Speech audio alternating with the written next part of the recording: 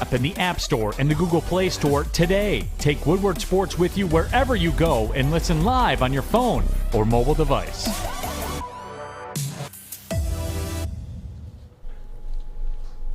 Good morning, everybody. Welcome to the Morning Woodward Show here on the Woodward Sports Network. We are live on a beautiful morning here in the United States of America. USA. USA take down soccer. The United States men's national team. They take down Iran 1-0 in what was a very ugly game, but a game nonetheless that the U.S. won. They took care of business. They advanced to the round of 16 for the first time since 2014. The last time they were in the World Cup. They lost to Belgium, I believe, in extra time, Fish, correct me if I'm wrong. And they play Netherlands. They play the Dutch on Saturday in the round of 16. It's going to be a difficult game, but man, oh man. We handed out a lot of bets. We handed out Pulisic anytime goal scorer. We handed out U.S. money line. It was a pretty profitable day yesterday. I enjoyed myself watching that game, Fish. England won, which I was a little shocked by that. Well, not a little shocked. Well, I told you, you dickhead, but no, you did. I was expecting Wales to come back with heart. They didn't have any heart. Wales suck. They suck. Yeah. They're a fake country anyways. Just like Iran's a fake country. Look at Iran. Look at all their BS that's going on. Don't say that to Iran. They might murder you. Good. Let them. Fuck them. I don't care. I don't care. They can't win at anything. They can't win politically. Oh, boy. They can't win military-wise. They can't even win at their own game in soccer. Wow. We call it soccer. They call it football. They can't even beat us at that. But is that their game? Suck it. They can suck my balls this morning. Wow. All right. That's what Iran can do, buddy. That's how I'm feeling this morning. United States, good for them. That was such a big win. And for those of you that don't follow soccer, 11 a.m., Neil Rule, he'll be up here. I'm excited to get his thoughts, but it's very important to understand something about soccer in this country. It is like the 5th or 6th option for young kids, right?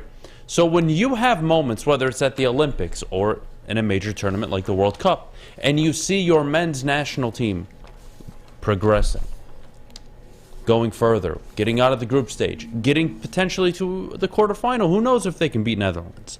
That inspires a whole new generation. You guys have to understand this. So that's a big deal for U.S. men's soccer. It's really a big deal for soccer in this country. So good for them.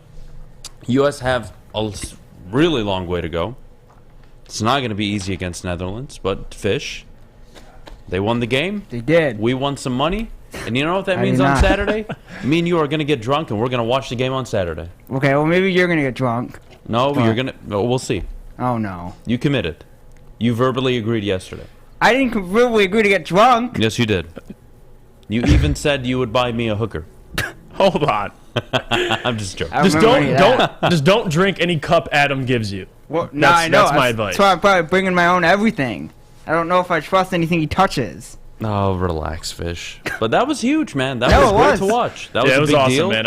I'm not even a big soccer guy, but watching and supporting Jeff knows. They win U.S. that game. men's soccer. Yeah, They win that game easier if Pulisic doesn't go down at half. absolutely. Yep. And I think he already tweeted out he'll be back. Yeah, he'll be ready by Saturday. So it's exciting, man. I mean, it'd be nice if we had Italy in here too, so I can root for two different teams. But it is what it is. No, well, your country is notorious North for Macedonia. choking.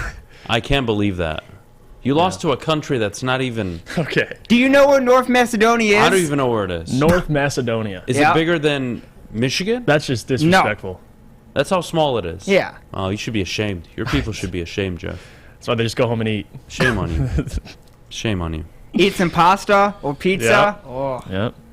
Man, that was a big deal. That was a big deal yesterday. Again, for those of you that are soccer fans, you probably understand the magnitude. For those of you that aren't, it's okay.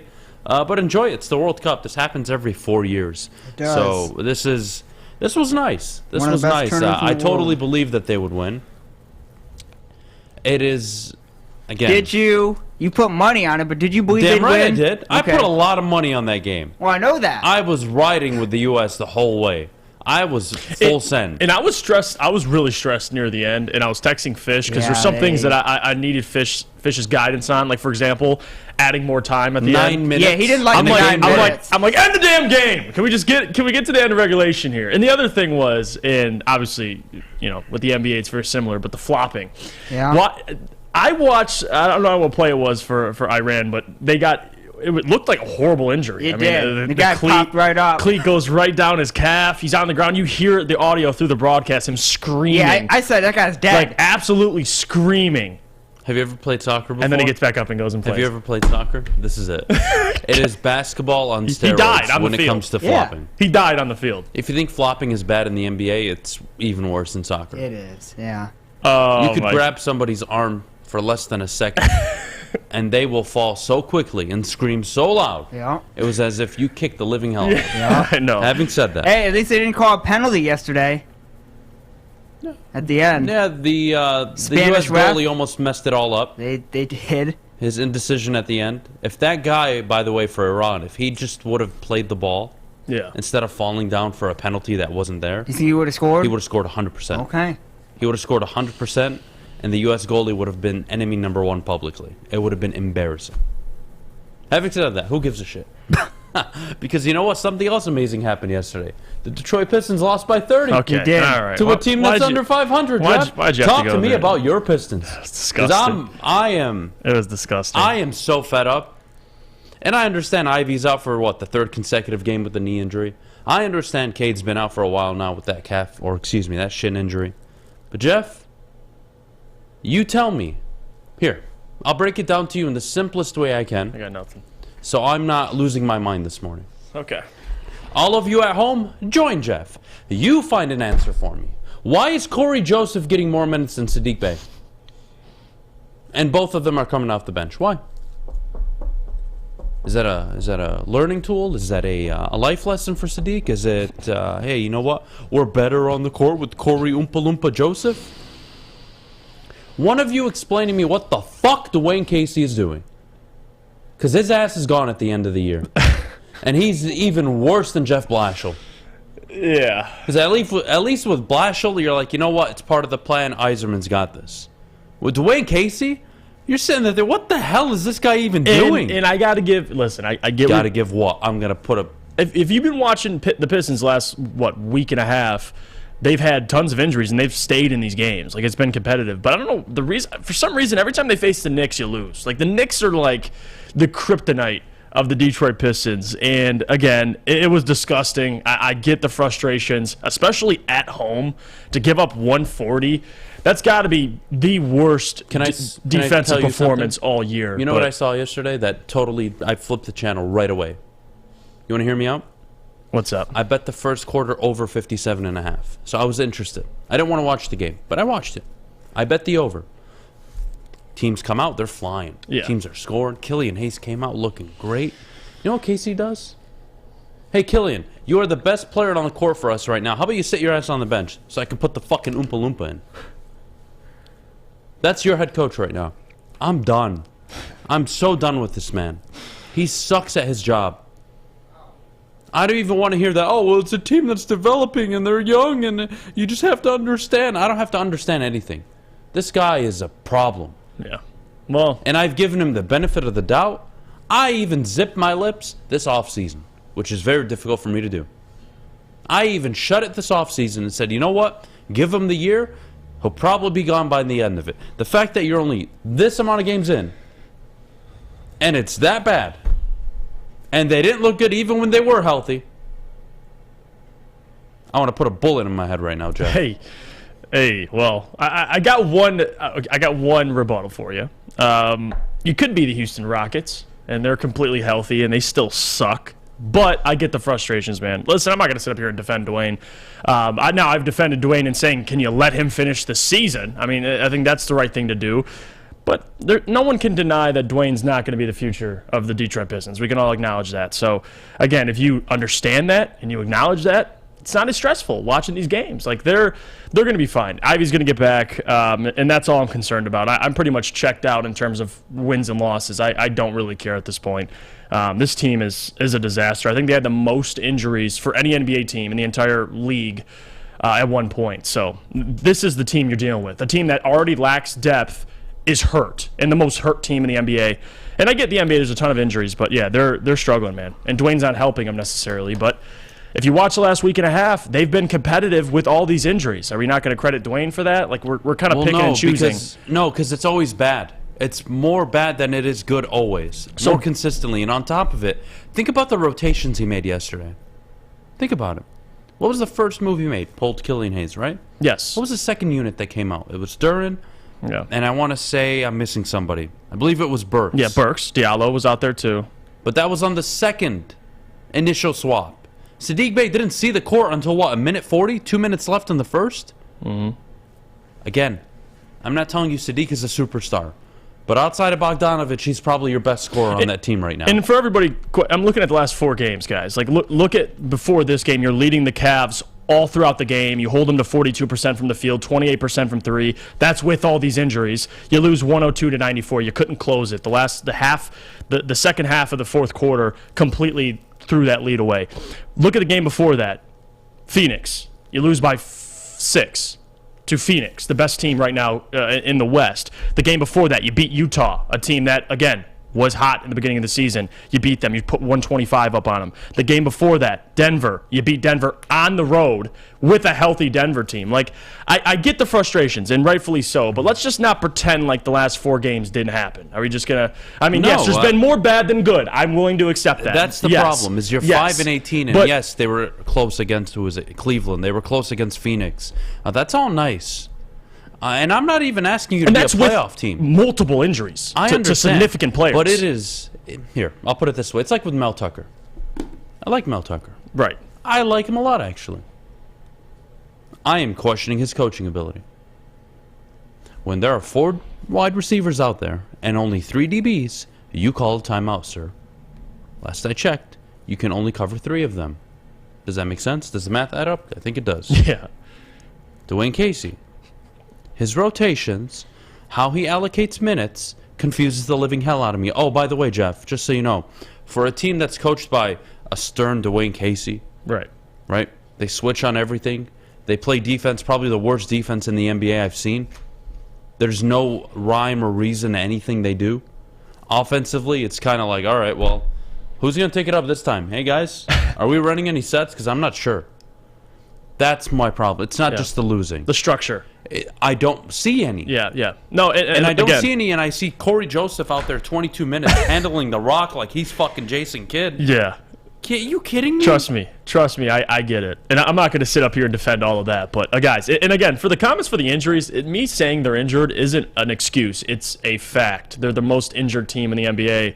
I wouldn't be saying that if it was an excuse. It's the reality. I mean, I'm pointing out the obvious here. No, it's fair. No Cade, you didn't have Saddiq, you didn't have Isaiah Stewart. Yeah, it's not like I'm saying, well, they've been injured. No, it's the facts. They went on a road trip and played pretty well without like 4 of their 5 best players. Like, you got to give credit. So, again, it was ugly last night. I turned it off in the fourth quarter. Completely turned it off. Speaking of ugly, I was checked out. Let's check in with Sean Murphy. We'll talk to him, speaking of ugly, just after the break. But before we do, Jeff, our good friends over at Big Boy. Let me tell you about them, guys, because you know where I go after I watch something like I did last night, the Pistons get blown out? I go to Big Boy, and I eat my feelings away. I get their shakes. I get their Big Jim burger, their baked potato fries. Check out the menu. Check out Big Boy. And how about upgrading those fries as well? Chili cheese fries, baked potato fries, nacho fries. You can satisfy those taste buds at Big Boy. Love Woodward Sports? Love wearing clothes? Then you should be wearing Woodward Sports clothes. Check out our full line of merch at woodwardsports.com. Just click on Shop. We have all your favorite designs, like Dan Campbell kneecaps, Beverly Hills Golf, Woodward Golf, and of course, our own logoed out merchandise. Men, women, infants, kids, all love Woodward Sports. Impress your friends. Impress your boss. Impress your dog. Buy Woodward Sports merch today. When it comes to making your haircut truly an experience, there's no better place than Lady Jane's Haircuts for Men. Come to any one of our 26 Metro Detroit locations for an award-winning haircut experience and qualify for a chance to win a down payment for your dream home up to $200,000. Our precision haircut and talented stylists will have you looking good, feeling good, and give you a chance to change your life forever. Lady Jane's Haircuts for Men, open 7 days a week. Walk in anytime. It's wicked awesome. 3 NBA championships. Detroit fans were there. 11 Stanley Cups. Detroit fans were there. 4 World Series wins. Detroit fans were there. And that one Lions playoff win in 1991? Yeah, Detroit fans were there. Woodward Sports, where the fans are. With winter here, it's hard to go outside and get a tan with the sun. All right, so go to Chili Peppers Tanning. You'll find all the cleanest salons in the D with spotless, sanitized rooms and trained and certified tanning professionals. You can join the Pepper Club for all the best deals. They'll beat all competitors by $5. ChiliPeppersTanning.com. Hottest bulbs, hottest deals, darkest tans. Your vitamin D headquarters, 27 locations, and more on the way. Chili Peppers Tan. We're back live. Morning Woodward Show live, woodwardsports.com. USA. Absolutely, but I want to take a minute before we bring Sean on. So it's been 1 year.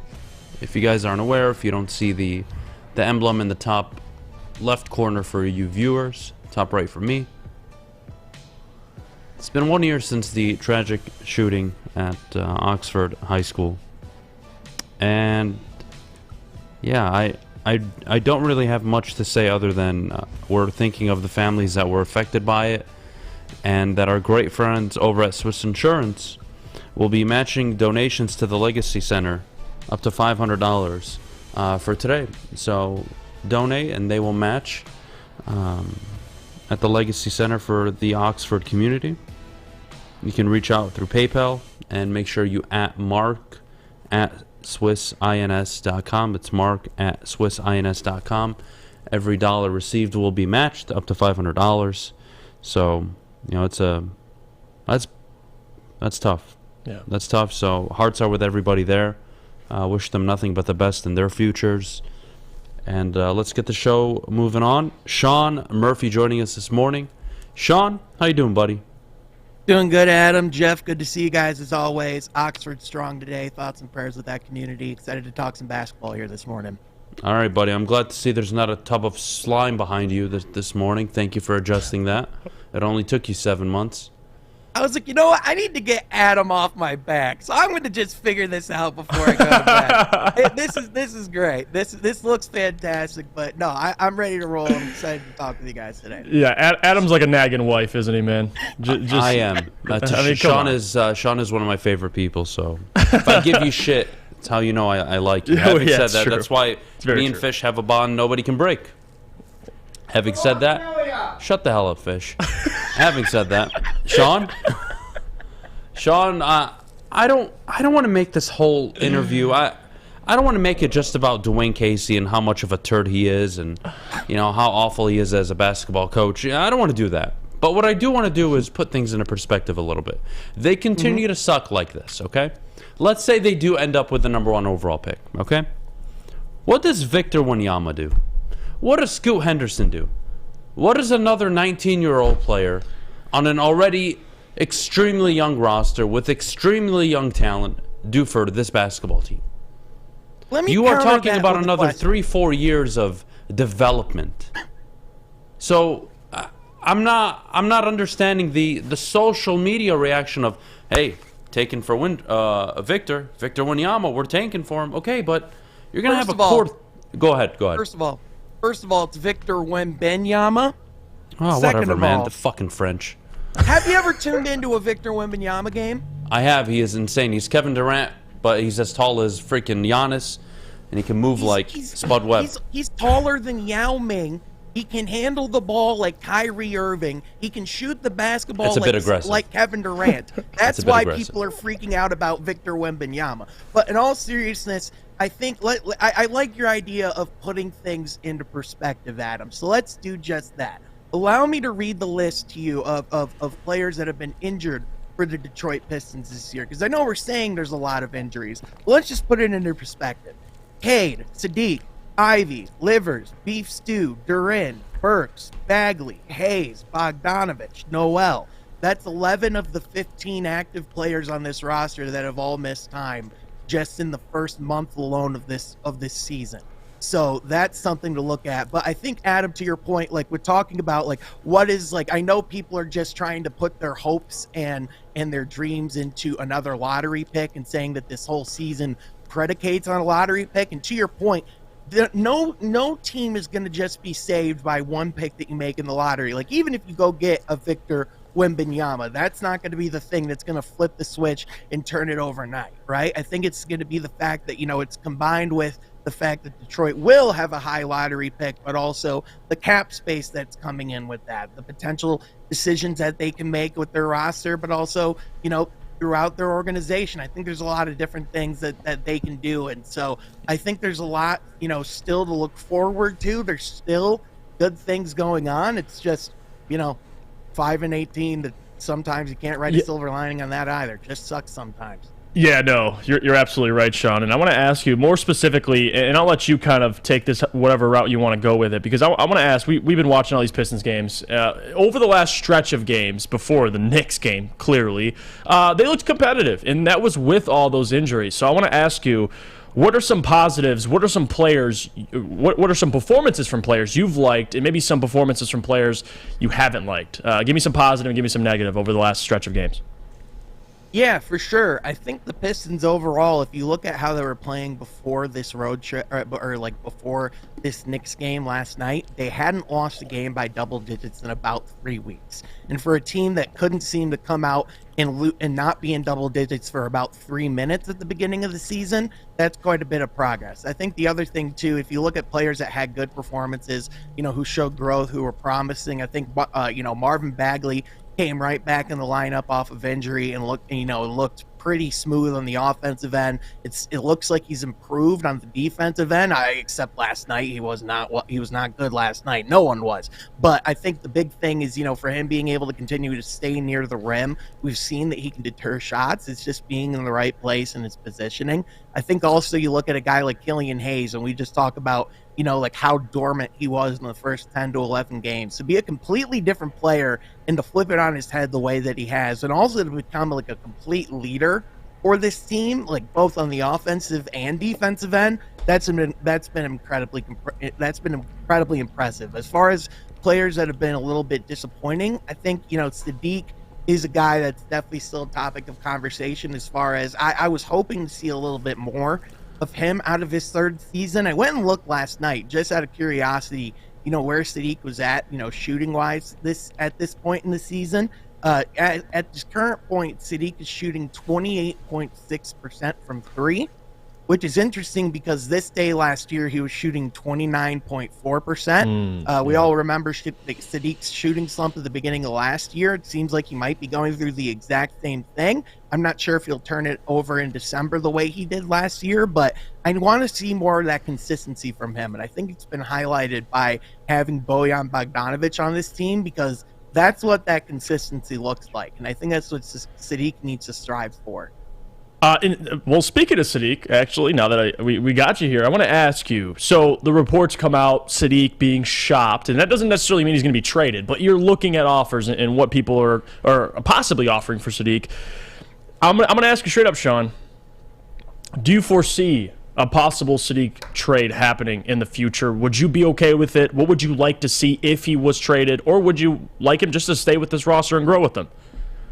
Someone's going to be traded at some point in this core. It's just a matter of when. I think with Sadiq, you look at the fact that guys are receiving calls for players in the league. That's something that's just commonplace. It's a whole other thing to actually pull the trigger and actually actively make a move, right? I think Sadiq's the guy that has a lot of promise, a guy that, you still have on a very affordable contract, and is a guy, no matter what, that you can flip and, get above what you got for, above your returns as far as like what you actually spent on Saddiq Bey with a 19th overall draft pick. So I think with Saddiq in particular, I think they have, the luxury and the ability to be patient with him and see where that plays out. I personally don't see him being moved, before the deadline. I could see that potentially happening over the summer. And in my opinion, if they're going to be trading Saddiq Bey, that's going to be a pretty big like franchise moving, shift type of trade. So I'm not sure if that's happening in a couple of months, but with Troy Weaver, he's the type of guy that, is willing to make a deal anytime, any place. So I'm not going to rule it out. But again, like you said, it's a far cry to be receiving calls on a player and actively trying to trade a player. Right. Yeah, look, I'm sorry. Sean, I don't like fat shaming people, all right? Look, but somebody's got to call out Corey Joseph looking like a Oompa Loompa and getting more minutes than Saddiq Bey. Again, we talk about the slump. We talk about him shooting 29% last year and where he's at this year. Why is he on the bench? Well, Cade and Ivey are hurt. He is your second best player on the team at the moment. How is he on the bench for a guy that looks like he should be in the remake of, what is it called? Willy Wonka and the Charlie, whatever the hell it's called, Chocolate Factory. God damn it. All right. Well, first of all, if you look at the game Corey Joseph. First of all, Saddiq, important thing to remember, it was his second night back from injury, which is something that this team has been dealing with all season. Also, the fact that he didn't come back towards the end of the game because the game was already so far out of reach by that point that there was no reason to have him in the game. And so Corey was playing more garbage time minutes. Now, I agree with you. Personally, wouldn't like to see Corey Joseph out there for 20-plus minutes on any night. But at the same time, when you're dealing with as many injuries as you are, I'll allow it. But listen, at the end of the day, I think with Saddiq, it's talking about, I think it's been interesting seeing how he's been adjusting to this bench role too, like being that sixth man, that guy coming off the bench. I'm not sure, what that's going to look like for him in the long term. But I think, when looking at, I could see the criticism, but at the same time, even last night, Saddiq wasn't shooting very well either. Like there's just things, there's more I want to see from him. Yeah, nobody shoots well or plays well under this head coach for some reason, but here we are. Oh my God, Sean. Man. I'm sorry, he's a damn turd. You know what, Sean, before you leave, I want your opinion before we go to break. Give your positives of Dwayne Casey and some of the negatives, because we can both agree Dwayne probably most likely 99%. Positives, he's a nice guy. Negatives, I have a laundry list. He's not going to be here to start next season. I think we can all acknowledge that. But what are some positives? Because people are over here calling for his job right at this very moment. What are some positives of doing that, negatives of doing that? Because if you fire him right now in the middle of the season or a quarter of the season, you're expecting an interim coach to come in and do what exactly? What say you? Yeah, for sure. So let's start with the practicality and just the realism that Dwayne Casey's not getting fired this season. And even if he's not the coach of the Pistons next season, it's probably not because he's going to be getting fired. It's probably because he's going to be moving into a role within the front office, or he's going to retire, or they're going to mutually agree to move on. That's probably what's going to happen. But the reality of it is, as far as like pros and cons of Dwayne Casey, what he's done well, what he hasn't done well, obviously, like there are certain things, game time, decision making, rotations. I can make an agreement that things haven't been perfect. However, the things that you want to see for a rebuilding team, especially a team that's going through as many losses as they are, as many injuries and guys in and out of the lineup, you want to see, are they still playing hard? Which, outside of last night, I would say the answers are resounding yes. I think last night was also a compounding West Coast trip thing, them coming back. I was surprised they didn't get their asses kicked in the Cleveland game, to be honest with you. But I think the big thing, the benefits of having him around, he still does help with player development. And as much as people want to poo-poo that away, Killian has been playing better this season, and Dwayne Casey's staff has had a big part in that. Also, Jaden Ivey and Jalen Duren have thrived under their coaching staff as well. Isaiah Livers is a guy that's continued to look better and better as well. But I would say, as far as the flaws or things that need to be better, I do think, to your point, there are some times that you're sitting there in game decisions and scratching your head and wondering what he's doing. But at the same time, for this team to win games with all the guys that are in and out of the lineup, it almost requires him to be perfect. So listen, do I think he's the coach of the future? No. But do I think he's the outright problem of this team? Also no. Perfectly said. I don't like what you said. Love you, Sean. Of course you don't. Have a great rest of your day. Thank you, Sean. We'll chat soon. Appreciate you coming on, buddy. Sean bringing the heat, man. I love it. Yeah, heat. Microwave heat. You never know. Get out of here, dude. I love him. Jeff, before we go, when we get back, top 25 rankings released by the College Football Playoff Committee. Did they get it right? We will have the conversation coming up in just a bit. But before we do, Jeff, our good friends over at Swiss Insurance. Well, on a serious note, we do. We stand with Oxford Community. Swiss Insurance specifically, a great community partner from Oxford. Would like to match donations made to Legacy Center today. PayPal, Mark at SwissInsurance.com. Donations will go to feed families and help ease some worries with Oxford students. Thanks to Mark at Swiss Insurance for being a leader in the Oxford community. Our thoughts and prayers from Woodward Sports are with the Oxford community. It's back.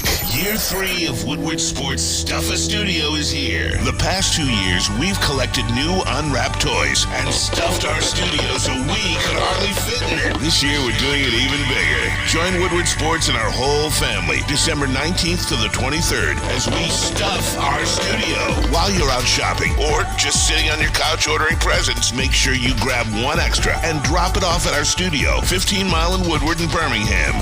We'll be collecting toys around the clock to make sure every child in Mott's Children's Hospital feels the warmth of the holiday season. It's the time of year to do for others. Help us stuff our studio. Special thanks to all the wonderful elves at Meyer and Guardian Alarm for keeping the toys safe. Stuff-A Studio 2022 with Woodward Sports. By now you know me, Christina Gennari, as the obvious choice in real estate. And you know my website, soldchristina.com, as your #1 resource for buying or selling your home. Myself, along with my amazing staff, pride ourselves on making your home buying and selling experience a relaxing and easy one. Come see why we are the obvious choice. Christina Gennari at soldchristina.com, the obvious choice in real estate. Get a shot up. This is for the win. All of Detroit's sports teams live on Woodward. All of Detroit's sports coverage lives on Woodward Sports. Driving the best in Detroit sports coverage. All right, ladies and gentlemen, downtown Detroit is all decked out this holiday season with the return of the Cadillac Lodge and the Monroe Street Midway. The Midway has a giant slide, winter bumper cars, and an indoor arcade. Plus, you can grab drinks at the Lodge before or after games. Shop, eat, and play downtown all winter long with Decked Out Detroit. Visit them at deckedoutdetroit.com. All right, 8:33, Wednesday morning. Hope you're all having a fantastic week so far. The College Football Playoff Committee last night revealed their top 25 rankings. They got it right, even though... Did I ask you? I didn't think so. Mute your mic. Fish is right. All right. Well, let's start. Top 4, a lot of shakeup. Georgia 1, Michigan 2, TCU 3, USC 4, Ohio State 5, Alabama 6. Jeff, did they get it right?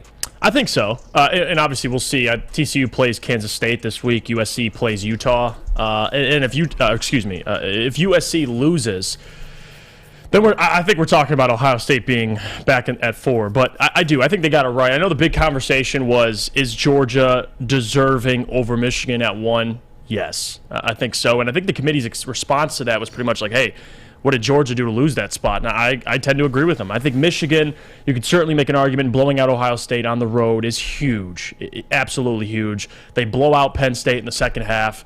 Those are 2 enormous wins. Yes, Michigan's schedule for the most part, especially early on, one of the worst schedules, but those 2 wins make up for it.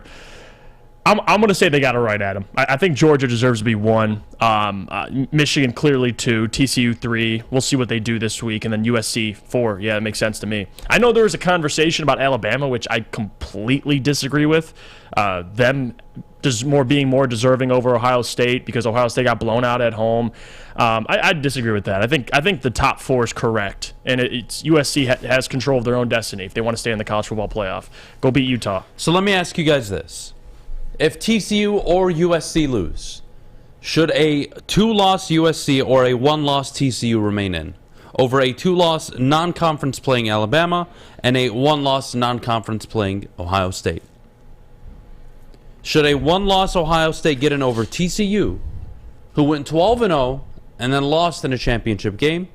And should they get in ahead of a 2-loss USC team that would lose to, what, the 11th ranked Utah? TCU, no. USC, I can make that argument, yeah. Now, so that's everybody in Columbus is, scratching their hands a little bit right now. Yeah. If USC loses, and I would agree, by the way, TCU should be in under any condition at the moment. I don't see them falling out 2 spots. If USC loses to Utah, Ohio State or Alabama, who gets in? Or not who gets in, who should get in? I'm going to say Ohio State. And the reason for that, and Alabama certainly, 2 of their losses, you have a 1-point loss to LSU, and you missed a field goal against Tennessee. But at the same time, for Ohio State, yes, terrible loss at home. There's no excuse for that, the way they lost to get blown out by Michigan. And yeah, you could argue their loss, one of the better losses. But if you look at the other games, like for Alabama, for example, a lot of those games they played in, they could have won either way. It took them Texas losing Quinn Ewers to go down and win. I think it was a 1-point victory, if I'm not mistaken, or a 3-point victory, whatever the case may be. There's a lot of situations with Alabama this year where it could have went the other way. They could have had easily 2 more losses, 3 more losses. So, no, I think Ohio State, from beginning to end, they've taken care of business. I know they've had close games. Northwestern, for example, they win by only 2 scores. But no, Adam, I'm going to lean OSU here. Even though they lost horribly at home, it was ugly, it was a disaster. I think their loss compared to Alabama's 2 losses in most of Alabama's games this year, I'm going to lean Ohio State. Let me ask you this. And I would agree it's probably Ohio State. I don't think a 2-loss Alabama should get in. Having said that, are we willing to punish teams that are playing an additional game because they earned the right to be there? It's just a money game. It has no meaning on the regular season, right? This is just a money grab for the conferences. Georgia are the SEC champions. They had the best record in the regular season. Michigan are the Big Ten champions. They had the best record in the regular season. Right. TCU, likewise. USC, likewise. But now they play one extra game against their division opponents on the other side to determine who the conference champion is. And my question is, should we punish USC, TCU, for losing and allow Alabama and Ohio State, who didn't even play this weekend, to move up for doing nothing? That's a good point. That's kind of what's confusing me a little bit is it's like an automatic, it's like a given, like we're having the conversation right now. Ohio State's going to get in if USC loses. Why? USC have wins against 5 ranked opponents. USC lost by 1 point to that Utah team on the road. It's a huge win. But to your point... But it's a 2-loss USC, and it's a non-conference champion. Yes. So now we're talking about non-conference champions and which ones should get in. Well, USC and Ohio State lost the same amount of regular season games. The only difference is USC played in their conference championship game, and by the way, I expect them to win. But regardless, let's go on the scenario that they lose. Mm-hmm. So they lose in a conference championship game, a game that Ohio State wasn't good enough to play in, a game that Alabama weren't good enough to play in, and they're being punished for that? I don't know how I feel about that. Yeah, it's tough to punish a team that's in their conference championship game. And Booner, WoodwardSports.com, makes a great point too. Booner says you can't punish a team that made it to the conference championship, then reward a team who couldn't get there. It's tough. I tend to agree with you. When you look at strength of schedule, even for a team like Ohio State, yes, they didn't get to their conference championship, but you still beat the 8th-ranked team in Penn State. Absolutely not obliterated them, but you took care of business in the fourth quarter. But I'm with you. Even if USC loses, I get they have 2 losses, but like you said, all year, really one of the loss they had, shootout against Utah, and Utah they lost on a 2-point conversion at the end of the game. So again, yeah, so it's tough. I wouldn't have a problem if the top 4 just didn't change, regardless. I think all those teams being in their conference championship games, it should mean something. If you ask me who the 4 best teams in the country are I think they got it right. I think they got it right. Yeah. And if you ask me after this weekend who the 4 best teams in the country are, I still believe it's Georgia, Michigan, TCU, and USC. Yeah. Now, Ohio State, again, had they not gotten their asses kicked, I would be a lot more comfortable having this conversation. But they got their asses kicked against a team all year that couldn't throw the ball downfield, against a team that couldn't run the ball most of the game, but were beating you on big plays. I'm struggling to understand how we're going to reward teams, even Tennessee, to move up all the way to 7 without Hendon Hooker. Yeah. Excuse me? Like, do we not take anything into consideration anymore? Do we not take in who's available? If Bryce Young was out for the rest of the year, is Alabama ranked 6th? If Bryce Young is out for the rest of the year, are they ranked 6th? If C.J. Stroud is out for the year, do you bring in Ohio State if USC loses? How does any of this make sense? I know. You have to factor everything. Tennessee at 7, I think, is such a joke. Penn State at 8 is hilarious. Because they're just there because they're there. They won all their Big Ten games in the weakest Big Ten we've seen in 40 years. Yeah, they lost to the 2 best teams in the Big Ten. They didn't just lose. They got their asses handed to them by Ohio State and Michigan. Yeah. But they're the 8th best team in the country? Come on. Come on. So that's kind of my frustration this morning. I would prefer to see TCU and USC in. Me That's too. just my thoughts. They have to win apparently to get in. But if you're going to take a team out, it's USC. I think we can. Why though?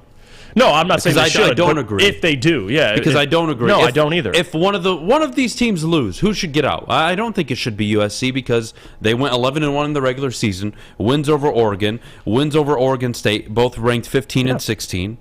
Wins on the road against ranked opponents, beat Notre Dame ranked 21. I'm sorry. Their only loss is to the number 11 ranked Utah on the road when they were underdogs. Yet we're sitting here talking about Ohio State. Well, they lost at home, and it's Michigan. Michigan's one of the best teams in the country. Shut the fuck up, Buckeye fans. They were favored by what, 7.5, 8? They were favored by 8.5 the moment kickoff started. You kidding me? And they got blown out. You shut the hell up, Ohio State. Yeah. TCU have every right to be in. Georgia, every right. Michigan, every right. Just like USC. USC have more ranked wins this year than Michigan and Ohio State combined. Come on. Not a fan of it. Yeah, no, I don't agree with that either. I think punishing a team for playing an extra game or making it to your conference championship, I don't agree with it. I think the regular season is what matters, and Ohio State, they're done. So I don't want to punish USC for that. I think if they go out and let's say they take care of Utah, everything's good. But if they lose to Utah, if they lose what? They lose what?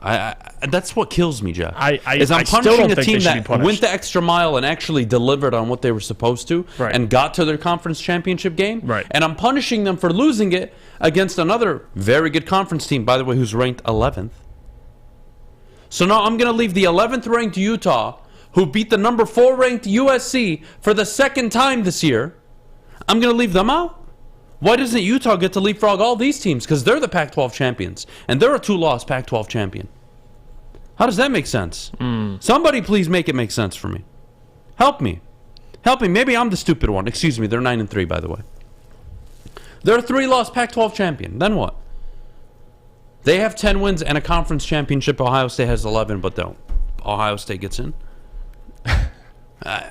I don't get the committee. I just don't get what the committee is trying to tell us. That's why the committee, this whole system is so you're going to move Ohio State for doing nothing on Saturday. They're going to be at home watching Michigan and Purdue play. Yeah.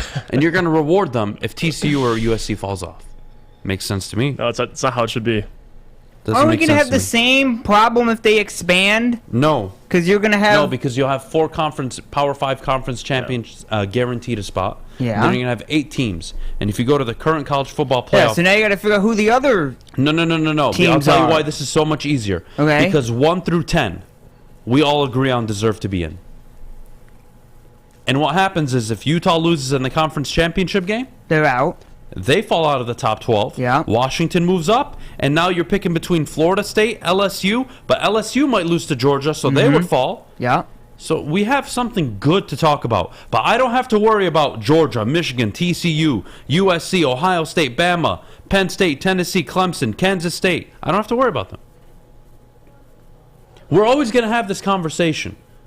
No, but we are talking about a 12-0 TCU and 11-1 USC. You're still going to have the conversation because where are they going to be placed now? Yes, but my conference champions are automatically getting in. They're automatically getting in, but what spot are they going to be at? Because you can still have this. Because now you have 12 teams. Yeah, but it matters who plays who. It's not that big of a deal. Now they're in, though. You don't think it's that big of a deal what spot they get? It'll matter, sure, in home field and how they play it out, but at the end of the day, no, it doesn't matter. As long as you're in the dance. Okay. That's the objective, is to get in the college football playoff. And Ohio State get to lose by 22 at home as the favorites and get rewarded? Because USC got or TCU loses. Conference championship game. Well, not TCU. Not sure if I like it. Let's take a break. Yeah, when we get back, Aidan Hutchinson, the front runner for Defensive Rookie of the Year. I can't wait to have the conversation. Top of the hour. You guys might want to stay tuned for that one. I brought something very special this morning, Jeff. It's a surprise you. I posted it on Twitter, and there are multiple versions of it, multiple coaches that we can look at. So we're going to have fun with Michigan and Jim Harbaugh at 9 o'clock, and I'm going to put your success, your recent success, and your past failures into perspective. And then we're going to have the conversation about whether or not Michigan can truly become a powerhouse in football in this landscape of college football. We'll get to that at 9 o'clock. Aidan Hutchinson coming up in just a bit. But before we do, I got to tell you about our good friends over at Planet Fitness. Sign up today, $10 a month. Your fitness is essential. Home of the judgment-free zone. Get to a Planet Fitness near you or sign up by visiting them at planetfitness.com. It's only $10 a month. Get your ass in shape. Don't look like Corey Joseph. And we'll see you in a bit. Love Woodward Sports? Love wearing clothes? Then you should be wearing Woodward Sports clothes. Check out our full line of merch at woodwardsports.com. Just click on Shop. We have all your favorite designs, like Dan Campbell kneecaps, Beverly Hills Golf, Woodward Golf, and of course, our own logoed out merchandise. Men, women, infants, kids, all love Woodward Sports. Impress your friends. Impress your boss. Impress your dog. Buy Woodward Sports merch today.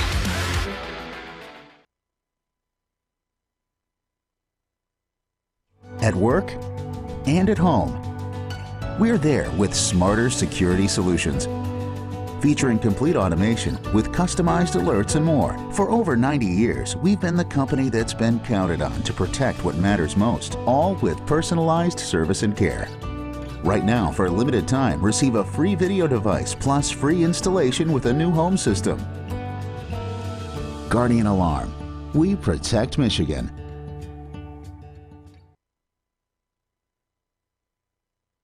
When you need apparel, there's only one place to go. Big Frog in Novi. With no setup fees, no artwork fees, no minimum, and a 24-hour turnaround, you can have your whole team outfitted in no time. Embroidery, direct-to-garment, vinyl, and screen printing, Big Frog has it all in all the styles you want. So whether it's a sports team, fundraiser, school event, or corporate needs, Big Frog is your one-stop destination. Visit bigfrog.com/Novi or call 844-4-BIG-FROG. Woodward Avenue, the first paved road in America. Woodward Sports, the first sports network born in Detroit and made for Detroit.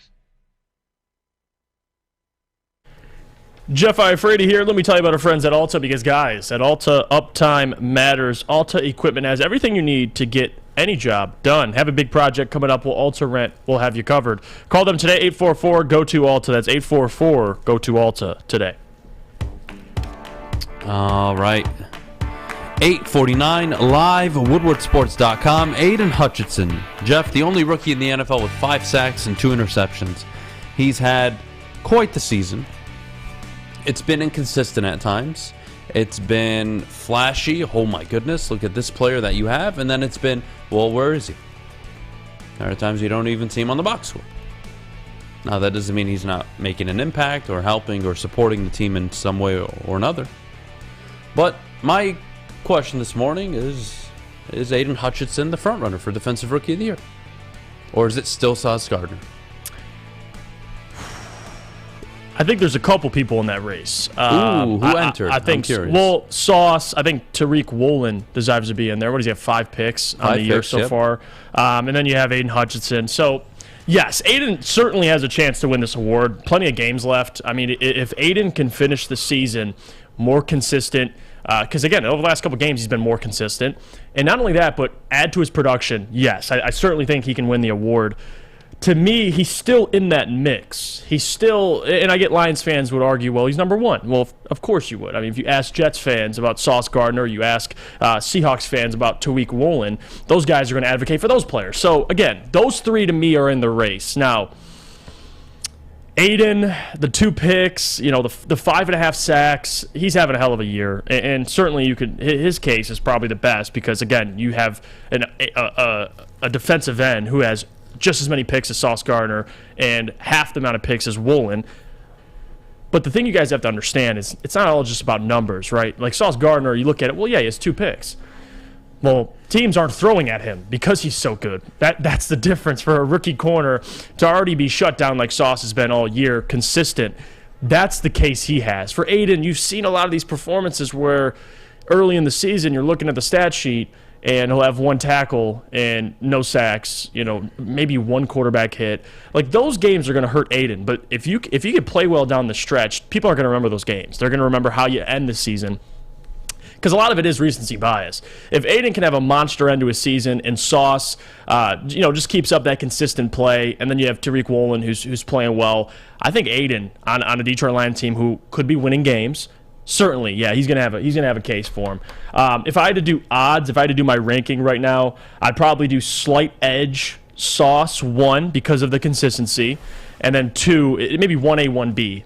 Sauce, Aidan, and then I'd have Tariq Woolen at 3. Those are my 3 guys. So certainly Aidan has a chance to win it. He just got to be consistent down the stretch. If he goes and makes plays, certainly he'll have a chance to win the award. The problem we have here, and I have to be fair because I'm a big fan of Aidan Hutchinson. Yep. Sauce Gardner is already top 6, dare I say top 5 at his own position. He's been the shutdown corner in the entire NFL, not just rookie. And that was right away. And I know Woolen has the interceptions and it's the stats and it's sexy, but right. I don't know. That guy out in New York is literally keeping one side of the field. Yeah, they don't throw to him. Irrelevant. They don't throw to him as a rookie. He has given up the fewest yards in the NFL in man coverage for a reason. You literally can't throw on him. Rarely makes mistakes. Rarely gives up passes. Rarely gives up defensive pass interference or holding. He's a very disciplined player. Yeah. What you're seeing, Jeff, this year, Jeff, we're talking about one of, if not the guy in the NFL at his position. Is Trayvon Diggs better than him right now? No. Patrick Surtain? He's got smoked by Devontae Adams. Who's better than Sauce Gardner right now? And Jalen Ramsey's having the worst year of his career. So yeah, you might have a case. We're talking about a guy, and again, I put my bet on Aidan to win it before the year. 5 of the last 6 pass rushers taken number 2 overall, won the award, yada, yada, yada. Aidan's done everything he could do. And the only player that could beat him out is Sauce Gardner. And I think rightfully so right now. He's been exceptional. He's arguably top 5 at his own position, top 6. Aidan's not a top 6 pass rusher. He's not even top 10. He's not even top 12. He's got a ways to go. Yeah. And that is a very competitive position to be, quote, great at. Sam Hubbard, Trey Hendrickson, Max Crosby, Aaron Donald. Look around the league, your elite pass rushers. These are the guys. Yeah, Judon. I mean, he's having a career year, too. Judon in New England. So now we can list off 10, 12, 15 players before we even consider Aidan Hutchinson. The reason I named those guys is just to put things a little bit into perspective. Who's better than Sauce Gardner right now? I can't name many. Who's better than Aidan? I have a laundry list. And that's what's separating it for me. What Sauce Gardner has done this year is nothing short of exceptional. He's every bit worth of that number 4 overall pick. He is playing like it. When we talk about Jeff Okudah, how would I say this? When we talk about Jeff Okudah delivering on being the number 3 overall pick, it is playing like Sauce Gardner that allows you to think and operate that way. He isn't. Even in a year where he's actually playing good. He isn't having number 3, number 4 overall pick type production. Derek Stingley. You think the Texans don't regret that right now? What's he going to do on that team? That team is so void of talent, and they took a corner at 3. Shame on you. When you talk to me about rebuilding, Brad Holmes has done this very well. You talk about 4 positions. Pass rushers, pass protectors, wide receivers, quarterbacks. That's how you improve your team. Right. What the Texans do? Cornerback. Delay their rebuild even more. What do you know? They made the same mistake the Lions did a few years ago. And even if Derek Stingley ever becomes a top 10 corner, by the time he does it, it would not have been worth it. Right. And then you would have to pay him to be what you wanted him to be the day you drafted him. It never pays out, and it never works out. So, Sauce Gardner, number 1, and I don't think it's changing anytime soon unless Aidan really can deliver 6 games in a row now. Forget the stat sheet, forget the box score, forget all of it. If he can deliver consistent performances for 6 weeks, he has a shot. But my money's on Sauce right now. Yeah, and I think you got to look at the difficulty of playing that position, right? You argue, obviously, quarterback's the hardest position to play in the NFL, but corner is right behind it. Like, playing corner, especially in today's NFL with the rules and how things work, it doesn't allow defensive players to be as physical as they used to be. And for Sauce, as a rookie, to come in and be as shut down as he's been, and again, if you want to go pull up, Stephon Diggs caught a ball over him. I mean, yeah, that's how that works. I mean, it's going to happen eventually, but consistently. How he's played so far this season, I still think he's number 1 right now. We'll see how it trends. There's still plenty of season left. Aidan can certainly move up and be that number 1 in the race. But as at this very moment, and the Lions will play the Jets, so you'll get a firsthand, front row seat to seeing these two play against each other's teams. I do think Sauce is still in the lead here. But again, being an edge rusher, Aidan Hutchinson, he's certainly the best edge rusher in the class. But I still think Sauce has that edge over him. I think it's going to be really, you could add Tariq Woolen in that race for being that 3rd spot. But to me, it's a 2-man race. It's going to be between Sauce or Aidan Hutchinson. We'll see how they play down the stretch. It's up to those 2 guys. All right. When we get back, let's throw that in the poll, by the way. Let's throw it in the chat. Is Sauce Gardner the front runner or Aidan Hutchinson? I would just put who's going to win Defensive Rookie of the Year. Aidan Hutchinson or Sauce Gardner. I think it's between the 2. I don't think Woolen is even in contention because of how good Sauce has been. Sauce is top 5 at his position right now, guys. And I think most of you would agree. Having said that, we'll take a quick pause. When we get back, I have an interesting theory on building college programs, how we define success for coaches in these programs, and what Jim Harbaugh has meant to Michigan since taking over. So we'll get to all that and more in just a bit. But before we go, I got to tell you about where I got my haircut last week. And that was at Lady Jane's Haircuts for Men. Open 10 to 8, 7 days a week. Walk in anytime. No appointment necessary. They're awesome stylists will take care of you like they take care of me. So get to a Lady Jane's near you. And remember, Lady Jane's open 10 to 8, 7 days a week. No appointment necessary. It's wicked awesome. It's back. Year 3 of Woodward Sports Stuff-A Studio is here. The past 2 years, we've collected new unwrapped toys and stuffed our studio so we could hardly fit in it. This year, we're doing it even bigger. Join Woodward Sports and our whole family December 19th to the 23rd as we stuff our studio. While you're out shopping or just sitting on your couch ordering presents, make sure you grab 1 extra and drop it off at our studio, 15 Mile in Woodward in Birmingham. We'll be collecting toys around the clock to make sure every child in Mott's Children's Hospital feels the warmth of the holiday season. It's the time of year to do for others. Help us stuff our studio. Special thanks to all the wonderful elves at Meyer and Guardian Alarm for keeping the toys safe. Stuff-A Studio 2022 with Woodward Sports. For a limited time only, all new burgers and loaded fries at Big Boy. It's not a Slim Jim, it's the Big Jim. The chili cheese is such a tease. Guess what else is new? The bacon blue. How about upgrading those fries? Chili cheese fries, baked potato fries, nacho fries. What will it be? Satisfy those taste buds at Big Boy. My name is Lee. I've lost 35 pounds on the Custom Health Center program. So the 3 biggest benefits that I've gotten from this program has been I'm not snoring anymore, I have a lot of energy, it's great, and oh, by the way, look at this. No, I'm just kidding. No, I'm just kidding. Call us at 844-789-THIN or visit CustomHealthCenters.com for a free consultation and get started for as little as $5 a day. We are the network for Detroit by Detroiters. Welcome to the Woodward Sports Network. The official meat supplier of the Woodward Sports Network. Call 248-682-COWS. It's 248-682-COWS. Or order online at thebutcherysl.com. The Butchery, meats, eats, and treats, sandwiches to die for, Wagyu meats, and sandwiches and breads, all inspired by the legendary Chef Dave. All right. Good morning, everybody. Top of the hour, 9 a.m., Wednesday morning, live, woodwardsports.com. Yesterday we had a conversation about Jim Harbaugh, his legacy, what it meant for him to beat Ohio State a second consecutive season, first win in the horseshoe since 2000. And I brought up an interesting fellow yesterday. I brought up a comparison. A lot of you didn't like it. And I know it's hard to not like the truth and the facts, but, the truth hurts. Truth hurts sometimes. It does. So, Alex, if you don't mind, let's start off with our first mystery man. Jeff, I want you to take a stab at these. We got 2 individuals we're going to look at in their time at their respective programs and how they performed at their programs their first 8 seasons. And we're going to compare them to Jim Harbaugh in his first 8 years. So we'll start with our first candidate, mystery man. Throw him up on the screen.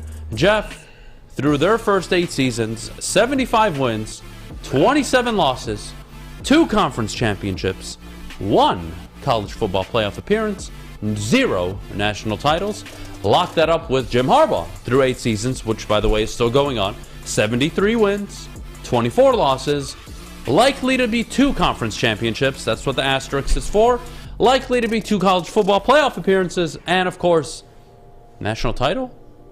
Michigan are my favorite at the moment. Yeah. Outside of Georgia. I would agree with you. I'm feeling good about Michigan moving forward. They showed a lot in Columbus.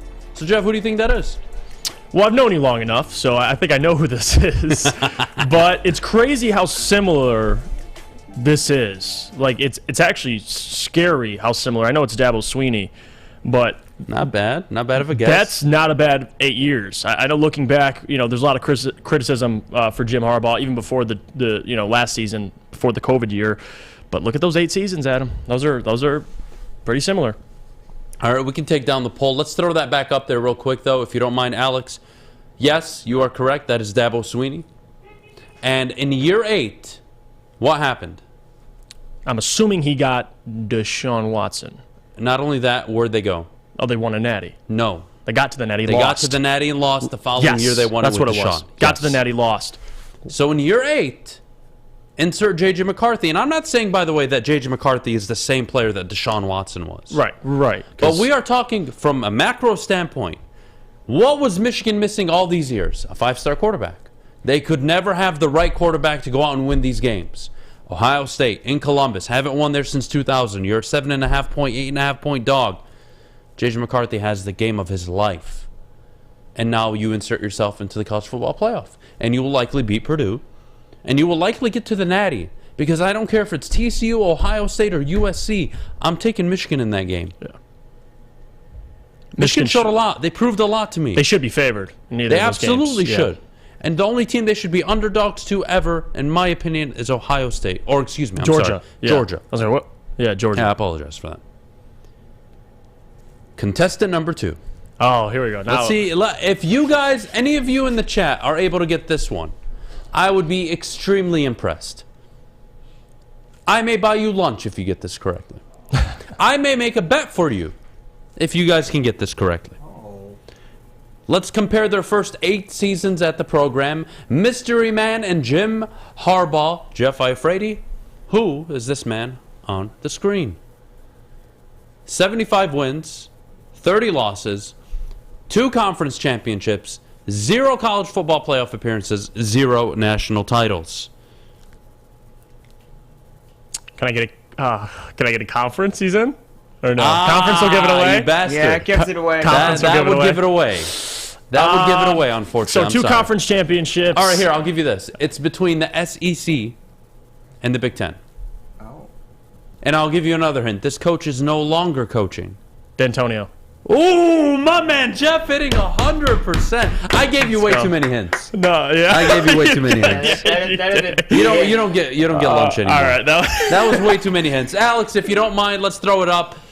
The mystery man, yes, you are 100% correct, is Mark D'Antonio. Can we see that beautiful man? There he is. 75 wins, 30 losses, 2 conference championships, 0 college football playoff appearances, 0 natties. By the way, fun fact, year 9, you know where D'Antonio went? Didn't he make a playoff, right? He made the playoff. Okay. That following year. Yes. In year 9. Mark D'Antonio. Good job to everybody in the chat. Luke Fickle, no. Kirby Smart, no. It ended up being Mark D'Antonio. This was one of my favorite finds because it puts the last 8 years really into perspective. And it really reminds me how successful Mark D'Antonio was. Yeah. And how unfortunate that whole situation played out because, boy, did he build something really, really damn good. Jim Harbaugh, same amount of wins almost, fewer losses, will likely have the same amount of conference championships, double the amount of college football playoff appearances, 2 more than D'Antonio, and he could have a natty. And that's where the conversation gets interesting.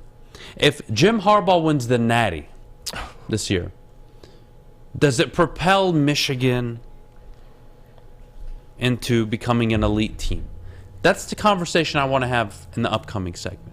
But how I want to wrap this one up is, now that I've shown you Dabo and I've shown you D'Antonio, how is it possible that through 8 seasons, and again, he hasn't beaten his rivals up until the last 2 years. I understand all the criticism of Jim, but you were a program, Michigan, and you know this is true, that had always underachieved. And outside of 97, your history was underachievement. And don't talk to me about pre-World War II. And don't talk to me about 1969. And don't talk to me about all those Rose Bowls you lost.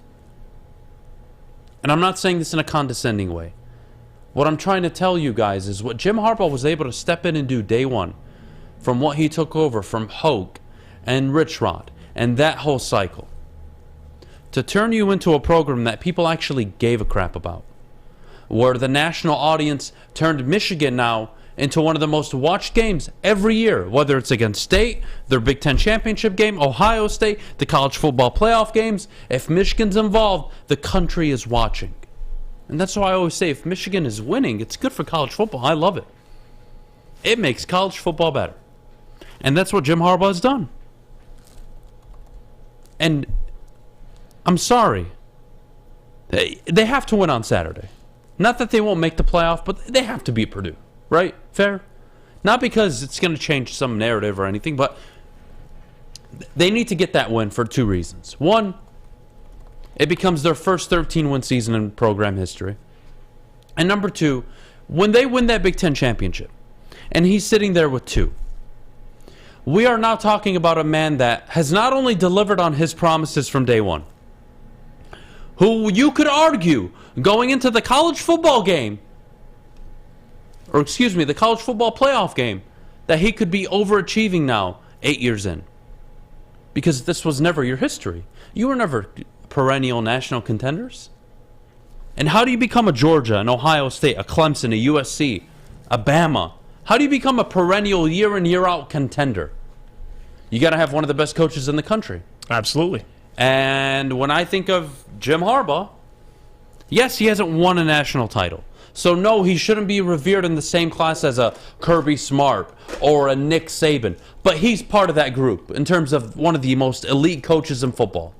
Is Lincoln Riley an elite coach? Yes, he is. Does he have a natty? No, he doesn't. Kirby Smart was an elite coach prior to last year, but he finally got his natty. If there was ever a year for Harbaugh in Michigan, it's this year. This team is a complete football team. They can beat you a multitude of ways. I am in love with the camaraderie and the energy that team brings on and off the football field. I'm a big fan right now. I like what's happening. And yes, I do revere Jim Harbaugh as one of the 5-6 best coaches in the country. Because he is. And there's maybe only 2 coaches you would ever consider letting him go for. And that would be Lincoln Riley and Nick Saban. That's it. And even then you would question yourself, should we get rid of the Michigan man? This guy is perfect for your program. And now that he's delivering, everything is coming full circle, Jeff. Everything's coming full circle. Yeah. And if you look at even the comparison you made to Dabo Swinney, getting to that national championship, winning it with Deshaun Watson led him to Trevor Lawrence. And not saying you're going to get those type of quarterback recruits, at least not yet. But getting a guy like J.J. McCarthy is the first step, getting your 5-star quarterback. And how they recruit on defense, you look at Georgia, right? Yeah, you have Stetson Bennett, which game manager quarterback who actually had a great year last year, is having another pretty decent year this year. But they were able to recruit immensely on the defensive side of the ball. The amount of 5-star recruits they had last year, like that's a very specific scenario. Most of the time, you got to get your dynamic quarterback, and after JJ, it's looking like it might be Jaden Davis from Michigan. So to sustain that level of success, to be in this conversation, yes, how Michigan's been built, the offensive line, the defensive line, what they've done defensively, the running backs. And then there's JJ. But part of it is getting that dynamic quarterback, that 5-star quarterback. And so far he's done that. And I'm excited to see where they go, because you get JJ for one more year. And then what happens after JJ? That's the question for Michigan, because I do think they can be in that elite class. They can be in the college football playoff, that picture for the next multiple years with Jim and how they're trending. But you got to be able to recruit consistently. And so far, I think Michigan's trending that direction by how much success they've had lately. It's helping out in the recruiting side of things. So I like your comparison to Dabo. I think Dabo's probably the most, because, again, they're in the ACC. Clemson made themselves relevant by the success they've had, and it led to them getting even better recruits. So I think you're onto something with the Dabo Swinney let's remember comparison. what D'Antonio and Dabo had to go through, right? Because we compare them to Harbaugh. Who'd Dabo have to go through in the ACC all those years? Nobody. Right. Who'd D'Antonio, Harbaugh have to go through? Urban Meyer. Big difference. Yeah. Big difference. Kirby Smart. Up until last year, he was a losing coach. Mm-hmm. When I say losing, I mean at the big stage, the big game. He could never win it. Georgia gonna Georgia. We heard all the talk. Georgia could never win a big game. Till last year. Till they did it. Till they proved everybody wrong. And now he's one of the best coaches in the country. Lincoln Riley takes over a 4-8 USC team. 19 transfers, somehow, some way. Boom, college football playoff appearance likely incoming. Yeah. Heisman winner? Yep, another one. Add that to his list. 3 Heisman winning quarterbacks. Unbelievable. You think the best quarterbacks in the country are going to go anywhere outside of USC to go work with that guy? Big fan of where college football is heading at the moment. Let's take a quick break. When we get back, now we can have some fun. How can Michigan become Alabama, Georgia, Clemson? Yes, I'm going to include USC, Ohio State. How do they sustain the success over a decade period? How do they become a perennial contender? How do they become a household name, not because of the brand only, but because of the football results? We'll get to that next in just a bit. But before we go, I got to tell you about year 3 officially for Stuff a Studio. It's finally here. We are collecting new unwrapped toys and stuffing our studio so we can hardly fit in it. Join Woodward Sports and our whole family December 19th to the 23rd as we stuff our studio. While you're out shopping, make sure you grab one extra and drop it off at our studio off 15 Mile and Woodward in Birmingham. We will be collecting toys around the clock to make sure every child in Mott's Children's Hospital feels the warmth of the holiday season. Help us stuff our studio. A special thanks to all the wonderful elves at Meyer and Guardian Alarm for helping keeping the toys safe. Love Woodward Sports? Love wearing clothes? Then you should be wearing Woodward Sports clothes. Check out our full line of merch at woodwardsports.com. Just click on Shop. We have all your favorite designs, like Dan Campbell kneecaps, Beverly Hills Golf, Woodward Golf, and of course, our own logoed out merchandise. Men, women, infants, kids all love Woodward Sports. Impress your friends. Impress your boss. Impress your dog. Buy Woodward Sports merch today. Introducing the Planet Fitness Guide to getting that post-workout glow. Step 1. What's your why? More epic energy? Better sleep? Blow off steam? Step 2. Join Planet Fitness for just $10 a month and get moving in our clean and spacious clubs. Step 3. Bask in that post-workout glow. Join Planet Fitness today for just $10 a month. Join today at any of the 50-plus Detroit area locations.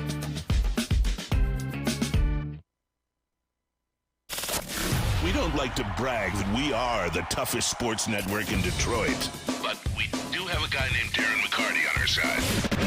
Lemieux and McCarty, who've had a good knockdown drag up. There they go, right on the whistle, baby, talking to one another. Woodward Sports. Fulling Warehouse in Hamtramck is the home of the original football bowling game. 2 to play for $12, the unlimited open play, or you can pay $120 and get a lane reservation for up to 10 people. Bring your friends. Go to Fulling Warehouse. It's a lot of fun. We did it as Woodward Sports. All the employees went down there. I think Ryan and Braylon are the current champions. We'll see, though. We have to play again. You can check it all out. They have a full bar. They have the $2 mystery beer machine. Spencer got into that. He had some fun. Go check it out. FullingWarehouse.com. Ooh. Here we go. Morning Woodward Show live, 9:15. Beautiful morning as always. Good morning, Kyle. Good morning, Ryan. Good morning, everybody in the chat this morning. Let's continue the conversation. How can Michigan become the next Alabama, the next Georgia, the next Clemson, USC, Ohio State? You know, their trajectory in such a way that you can't ignore them. And look, nobody's going to ever become Bama, right? I think we all agree on this. You can't win the amount of natties Nick Saban has won. That is impossible. What he's done is beyond special. But how do you become relevant like Bama, though, in terms of recruiting, in terms of year in, year out success? How do you do that? Next month and a half, Jeff. You beat Purdue. You win 13 games for the first time in program history. You go and beat TCU or USC or whoever it is, and you get to a national championship game. You don't even have to win it. Yeah. The fact that you won a college football playoff game, the fact that you have been to more you've been to more national title games than Ryan Day has, than Lincoln Riley has. Quite the pitch. Yeah. You have something now in front of you. And look, I'm sure you're all looking at him. Well, what do you mean about USC? They didn't improve anything yet. You're right. You're right. But USC under Lincoln Riley will dominate the next 10 years of college football. And there's nothing you or I can do about it. There's nothing you or I can do about it. Nothing.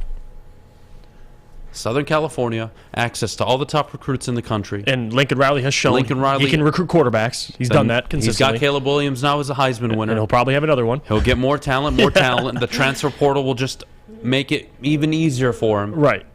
Watch out. And you know they're coming to the Big Ten soon. And you know you're expanding. So how do you stay relevant over the next 5-10 years? How does Michigan become what Ohio State has been the last decade and a half, 2 decades? Well, it's by beating your rivals, number one. And 2, you got to win college football playoff games. You have to get to the national title stage. You have to showcase. Because what is all of America doing the night of the national championship game? They're watching. And if you see the maize and blue in a national title game against an SEC opponent, and dare I say they win, even if they lose, but dare I say they win it, and Jim Harbaugh has a national championship under his belt, we could see a complete pendulum swing in the college football landscape, because Michigan already recruit well on defense. They already recruit extremely well at the offensive line. They always have a good running attack. Now, you tell me you get more consistent 4- or 5-star recruits at quarterback and wide receiver? Now we're talking about Georgia kind of talent, Bama kind of talent. Now, will you ever have as much talent as those schools? No. Maybe not, given who their current coaches are. They will always be competitive. And where their schools located. But you now have a better opportunity by getting to the national championship game, by getting to the national stage, of getting those players. And then you make players like a Dante Moore or, any of these kids start thinking, boy, you see what J.J. McCarthy did in that game against Ohio State? He's a legend at Michigan now. He will be remembered forever for that performance in the horseshoe. Man, they let it rip. They threw the ball downfield. They ran the ball effectively. They played good defense. You kidding me? The game was the most watched game this season between Michigan and Ohio State. In the last decade? Yeah. I mean... in the last decade? The most watched game in a decade? You got a lot of selling points. Michigan suddenly is really in the driver's seat. And this is why when I say I like seeing Michigan win, it's because I don't just think it's good for college football. A good Michigan is one of the best things to talk about. Not just for media, for fans. Nobody cared about the Rich Rod Michigan. Nobody cared about the Brady Hoke Michigan. Jim Harbaugh comes to town. Rashawn Gary, Tom Brady suddenly gets more involved. All the boosters, Jim Harbaugh came to do exactly what he has been doing the last 2 years. And it took a while. It took 7 years. It took the 8th year to go undefeated. But he's here. They've arrived. And if they beat Purdue, and they do what I expect them to do in the college football playoff semifinal, which is win, not only are Michigan back, Jeff, they are at a point they have never been in. And whether it's Terry or anybody else, you don't like it, suck my nuts. Because I'm not dealing with the garbage this morning. Well, Michigan, all the Rose Bowls. Take your Rose Bowls, shove them up your ass.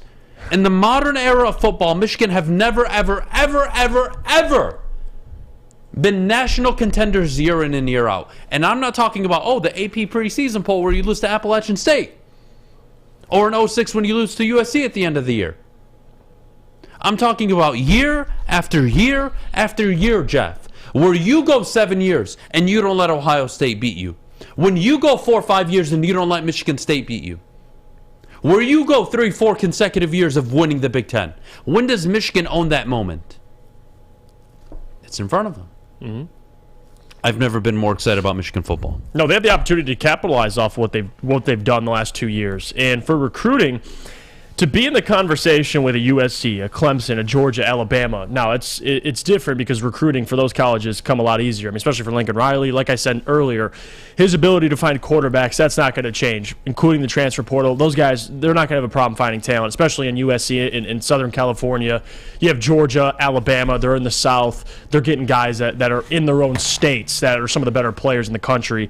For Michigan, the selling point has to be winning. It has to be, hey, you have a chance to play in, really, like you said, the biggest game in the last 10 years, statistically. And that's why JJ came to Michigan. Yes, he wanted to come to Michigan, but he also said he had a chance to play in that Ohio State game. So that's a selling point that Clemson didn't have. Now, Clemson was winning national championships. They were winning college football playoff games, and that's where Michigan, that's the next step for them. To be in that next conversation, can they carry that success? And so far, I think so. So at this very moment, Michigan, in terms of recruiting, I don't know, because right now they're third in the Big Ten. They're behind Ohio State and Penn State for next year's recruiting class, but that's over time, that's going to improve. Michigan has to be able to recruit skill position players, and given that, they already recruit well defensively. They recruit well getting running backs, Donovan Edwards, Blake Corum. They got JJ. They'll probably have another one, Jaden Davis, expected to commit to Michigan. That's where it all is finding sustained talent at the quarterback position and at skill position players, because even this year, you don't have those guys and you're still won. You beat Ohio State. You're going to make the college football playoff. You have a chance to win your first playoff game with Jim Harbaugh. So the future is very bright with Michigan. The big thing that comes down to is compared to all those other universities, yes, they've all won national championships, but Michigan has to be able to recruit at those skill position players eventually. I mean, you got to. It's happy times, I think, for the Michigan Wolverines. And when we talk about J.J. McCarthy and why it was important to play him, look, it's not like he had some exceptional season, Heisman-type season where five-star quarterbacks around the country are like, oh, my God, I want to go play there. No. But what you saw against Ohio State was a glimpse of what they can do. And I think it even surprised Michigan a little bit. Like, whoa, we can do that? We can throw the ball downfield? Now, was he 12 of 24? Yeah, he was. But you are not a known offense that can spread it open.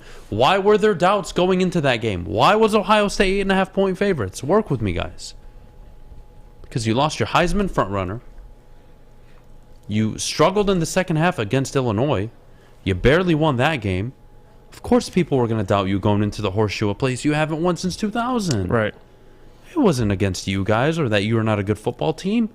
But Blake Corum not playing, you don't expect to win by 22, but you did. And that's why everybody's so impressed now. And that's why you're the talk of town. Right. And they're doing that with 3-4-star players. And that's Michigan's, I think, one of their best traits. And that could be a selling point to recruits is they develop players. Like, Michigan is excellent at doing that. And if you look at players, yes, the Caleb Williams of the world, the Jordan Addisons, or some of those guys in the South that are committing to Alabama or Georgia, that's the biggest difference. And even Ohio State, guys, wide receivers, quarterbacks can see the stats that C.J. Stroud's putting up or Marvin Harrison, the plays he's making, and that's intriguing to any player, any wide receiver or quarterback.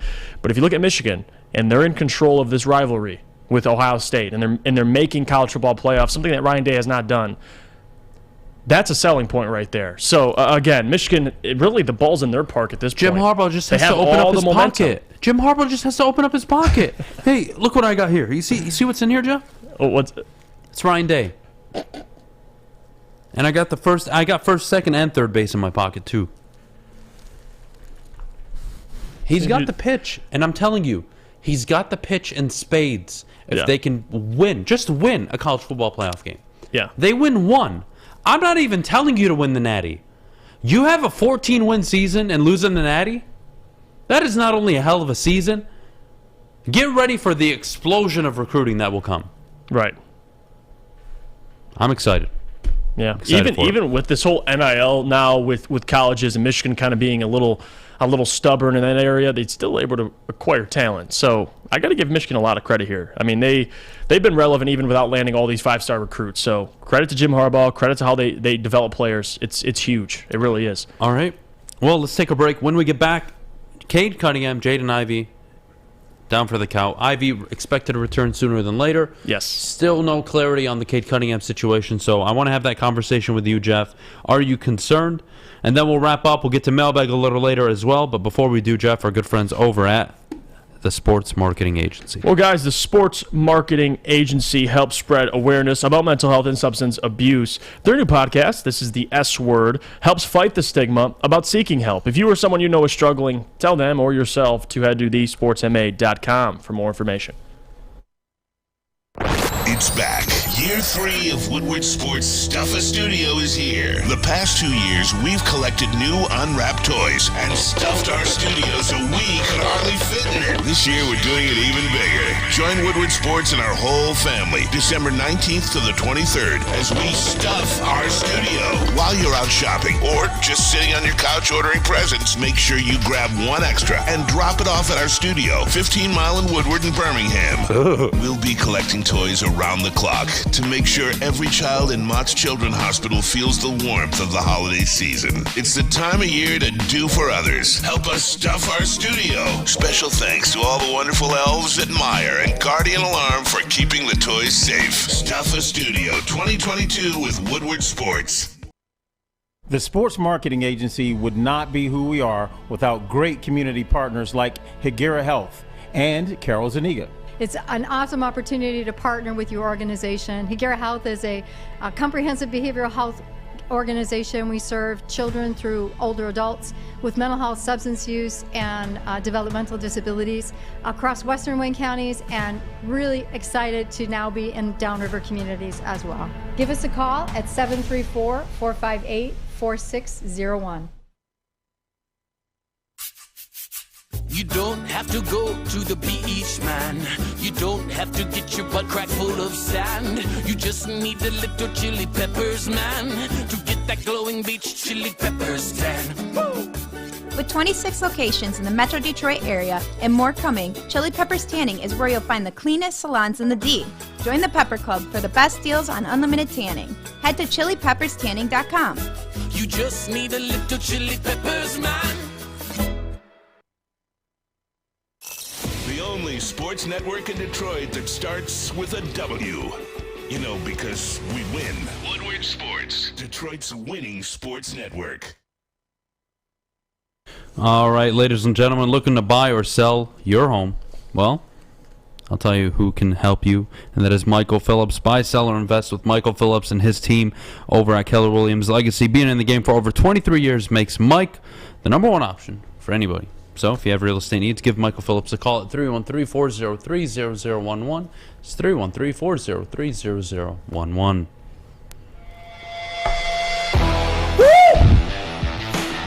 What's up, Jeff? going on, baby? Don't worry, buddy. I'm doing good. Doing good. USA knock out Iran. Avoid World War III. Oh, man. Goodness me. Speaking Very of Iran. happy for the U.S. Speaking of Iran, I'm glad they lost.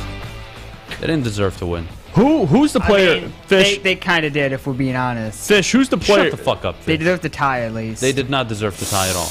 Our best player went down at halftime. Yeah. And they sucked balls in the second half. Well, yeah. They Fish. had no business going through. Fish, who's the guy with the ponytail who saved the goal? That was like huge towards the end of the game. Zimmerman. Yeah, That's what it was. Zimmerman. Yep. By the way, people were pissed you came on. Why?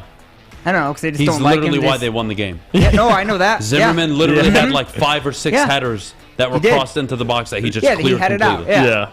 Yeah, he was But amazing. he just gets a bad reputation, though. That's all.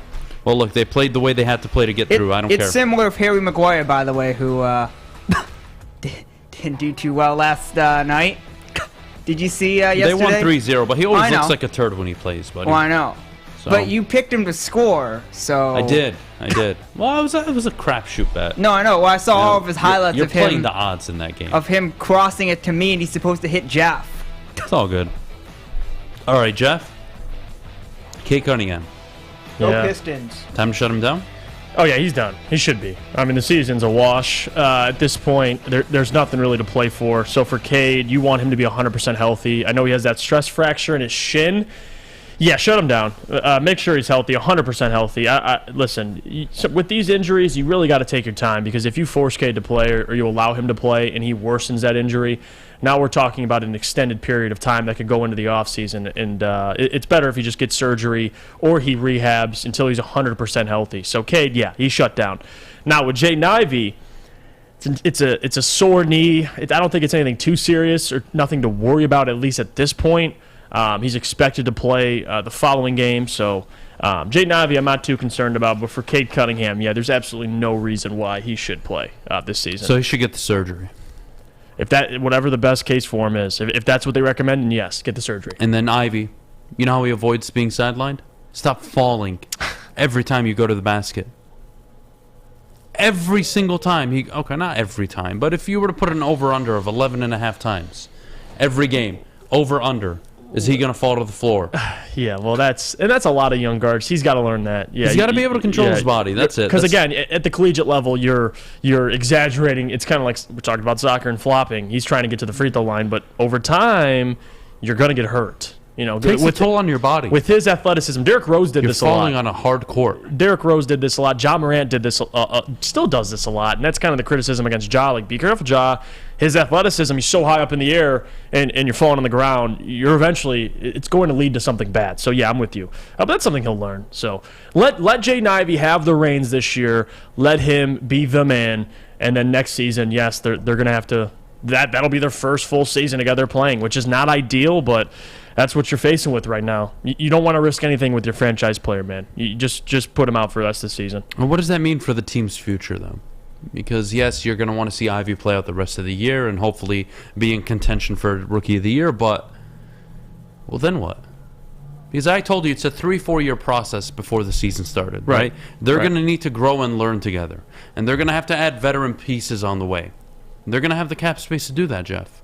Mm-hmm. But if this season's a wash and Cade's out for the year, and you're going to end up with a top 2, top 3 pick, right? We're going to have to. You're starting over again. How many young guys can you build around Killian Hayes, yes, Sadiq Bey, yes, Jaden Ivey, Jalen Duren, Isaiah Stewart, Victor Wembanyama, Scoot Henderson, whoever it is, along with Cade Cunningham? You don't have 7 years to make it all work. They need veterans. They need impact players right away. And if anything, you find a way to improve your team. Because just relying on Ivy and Cade and these guys to work out in the next 2-3 years, you're asking a lot. It's such a young team. It's such an inexperienced team. It is not a team filled with shooters. It's not a team that's even properly built. They don't know what Duren's role is on that team still. They have no idea how to use Isaiah Stewart. They have no idea when Livers should or shouldn't be on the court. They don't even know when to keep Killian Hayes on the court at the moment. I know that was my biggest issue is benching Killian. But I'm not following where they're going. Okay, Jeff. so to your concerns, they're going to have a top 3 pick expected this year, top 2, whatever the case may be. You're going to draft one of the 3 best players in this upcoming draft. Then in the offseason, you're going to have tons of money available. So that's going to give you the flexibility. Now, if you trade Sadiq, whatever the case may be, maybe there's a potential deal in the future. Maybe you trade Bojan. I don't know. It's too far in the future. But it gives you that flexibility. I think they're going to add veterans with that money. Maybe they acquire a veteran with that money. You never know. But next season, you get your new head coach. My pick, and it's been consistent. It was Chauncey, but Chauncey's gone now, so he's with Portland. Maybe you get a Jerry Stackhouse. Maybe you pull from the assistants. You get a Jerome Allen. Whatever the case may be, you get your new head coach next year, and that's when things start to rise. That's when play-in expectations are there for this team. This season, you get a little bit of a pass. You have Jaden Ivey in his rookie year. Now next year, Cade in his 3rd year. Killian Hayes in his 4th year. Isaiah Stewart in his 4th year. Now guys are getting older, so those excuses are running out. Like unless the entire team gets injured again, you should have those expectations to make some noise, make a play-in, whatever the case may be. But yeah, next year it doesn't mean this whole thing restarts over again. It's not at all. I mean, they didn't have the cap space they're going to have this offseason, last offseason. So they're going to be able to make more moves. They're going to have more flexibility trying to trade players. They have tons of young talent that you could move. So, no, the Pistons' future is still bright. And I think having a top pick in this draft, hell, you might even have number 1. And if you get Victor Wembanyama, things change drastically. So, no, I don't think it's anything to be anything to be negative about. The future's still bright for the Pistons. They just got to get to next season. This season's a wash. That's completely. brutal. That's brutal because I know a lot of people were looking forward to the season. Jesse, I do see your comment in the chat. I will put out World Cup bets around. Give me not mailbag. I'll get 9:45. 9:45 we'll do World Cup bets. Deal? Give me a few minutes. Let me wrap up. Fish, why are you holding that thing? I just feel like it. Can we get the camera on Fish? Show it every. What the hell are you doing with that thing? You have a mic, buddy. I know I have a mic. So why are you holding it? I saw you gagging on it. What's wrong with you? You can't do that kind of stuff during a show. Oh my God. You freak. What's wrong with you? It's a PG show. What's wrong with you? I can't. Buddy, you can't be sticking things up your ass and gagging yourself. What's wrong with you? Fish, kids watch the show. I have no comment. I don't know what to say anymore. It's okay, Fish. Just sometimes it's better just to not say anything, That's why I just didn't say anything. It's like in the court of law. Just remain silent, Plead the fifth. Yeah, all right. plead the fifth. Let's take a quick break. When we get back, Jameson Williams' expected return this Sunday, maybe? Or next Sunday? Hope so. What does his return mean for the Detroit Lions? How much impact will it have on the team? And then, of course, we'll give some World Cup bets away, and then we'll get to Mailbag. So, a lot of good stuff coming up. But before we go, Jeff, our good friends over at Cintron. Well, guys, currently at the moment in Michigan, it's 9:37 a.m. You know what fits best at this time? Is a Cintron to get you up in the morning, to get the energy going. And also, on top of that, Cintron is the official energy drink of the Red Wings, which are winning games currently. Cintron has combined all 3 of their delicious flavors into a limited edition 6-pack sampler box. You can get the cranberry, the original, the sugar-free. They have it all. You can pre-order your Cintron 6-pack sampler box today at cintronworld.com/Red Wings. Get energized with Cintron. Love Woodward Sports? Love wearing clothes? Then you should be wearing Woodward Sports clothes. Check out our full line of merch at woodwardsports.com. Just click on Shop. We have all your favorite designs, like Dan Campbell kneecaps, Beverly Hills Golf, Woodward Golf, and of course, our own logoed out merchandise. Men, women, infants, kids, all love Woodward Sports. Impress your friends. Impress your boss. Impress your dog. Buy Woodward Sports merch today.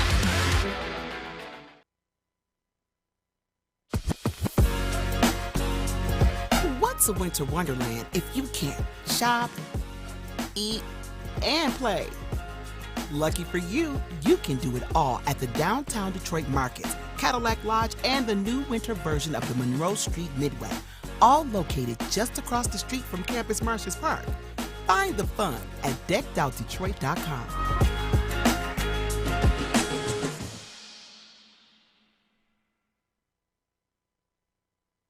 Hi, I'm John from Better A Mortgage, and to me, family is more than blood.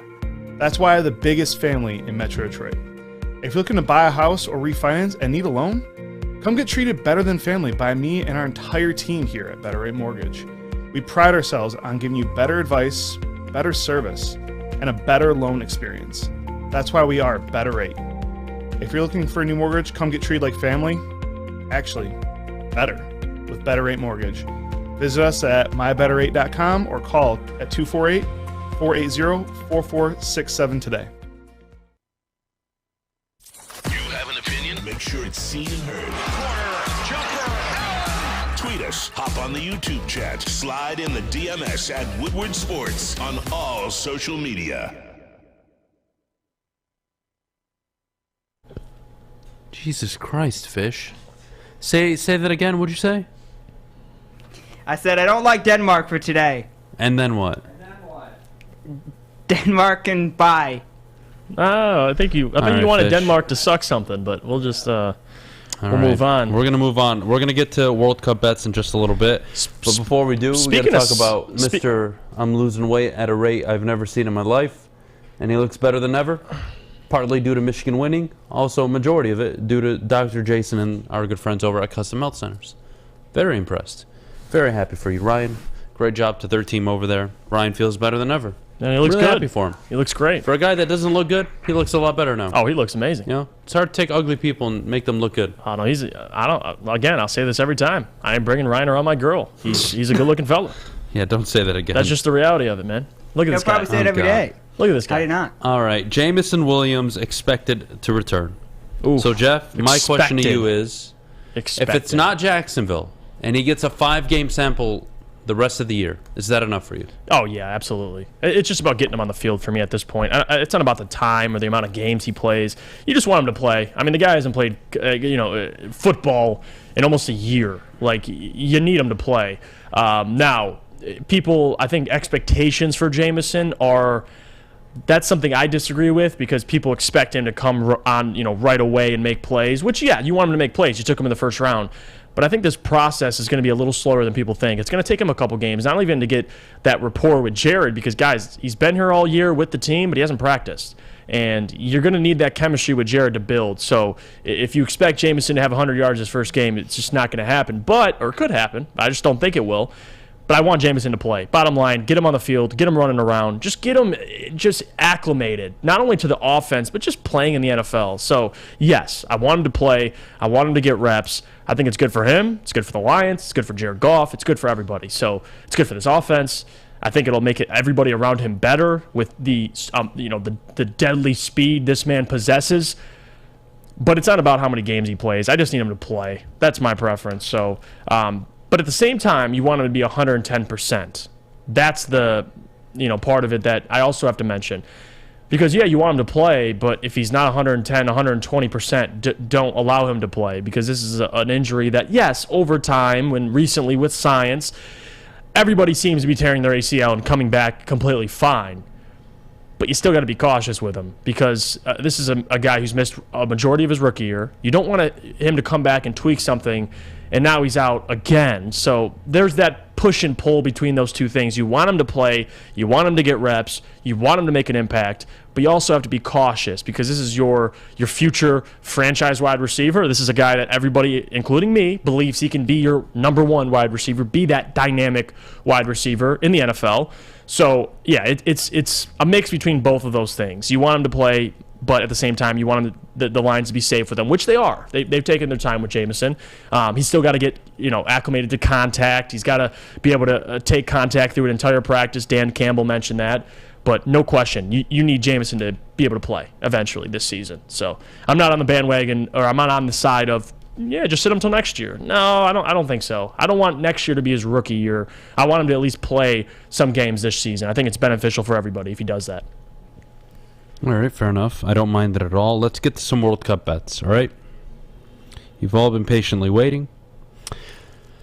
3 bets, all parlays, though. They're all parlays for a reason. I will recommend individuals at the end of this, so pay very close attention. The first thing we're going to do is we're going to throw all the favorites today to win. Oh. Wait a minute. Denmark to win, France to win, Argentina to win, Mexico to win. Throw them all 4 together. Okay. Today is just that day. France are beating Tunisia. Yeah. Australia is losing to Denmark. Boo! Argentina probably beat Poland. Yeah. That's the one game that does concern me. That does have draw written on it, but I'm going to give Argentina the nod. And then Mexico will beat Saudi Arabia. Okay. That's where I'm at. Second bet. Same game parlay. Okay. France to win. Yeah, that's easy. Over 2.5 goals total for the game. Okay. Antoine Griezmann, anytime goal scorer. I like that. Antoine Griezmann, anytime goal scorer. Now, individual bets. Antoine Griezmann, anytime goal scorer. Okay. Lionel Messi to score or assist. I like that one. Another individual bet you all should take is over 3.5 goals. Over 3.5 goals, which is huge plus money, between Saudi Arabia and Mexico. Oh, okay. Saudi Arabia, leaky defense. They do have a goal in them, but I think Mexico, look, they've been struggling for goals. Yeah. Consider this the coming out party for the Mexicans. I think 3-1. I would think 3-1 a final score I can get on board with. I like that. All right, the next parlay. This is going to be interesting. Okay. France, money line. And this is, by the way, a heavy favored bet. So these are all extreme favorites. You're picking... You're going to have to throw $8 billion to win a cent. Let me finish, you dickhead. It's a heavy favorite bet, but because we put them all together, you get plus money for it.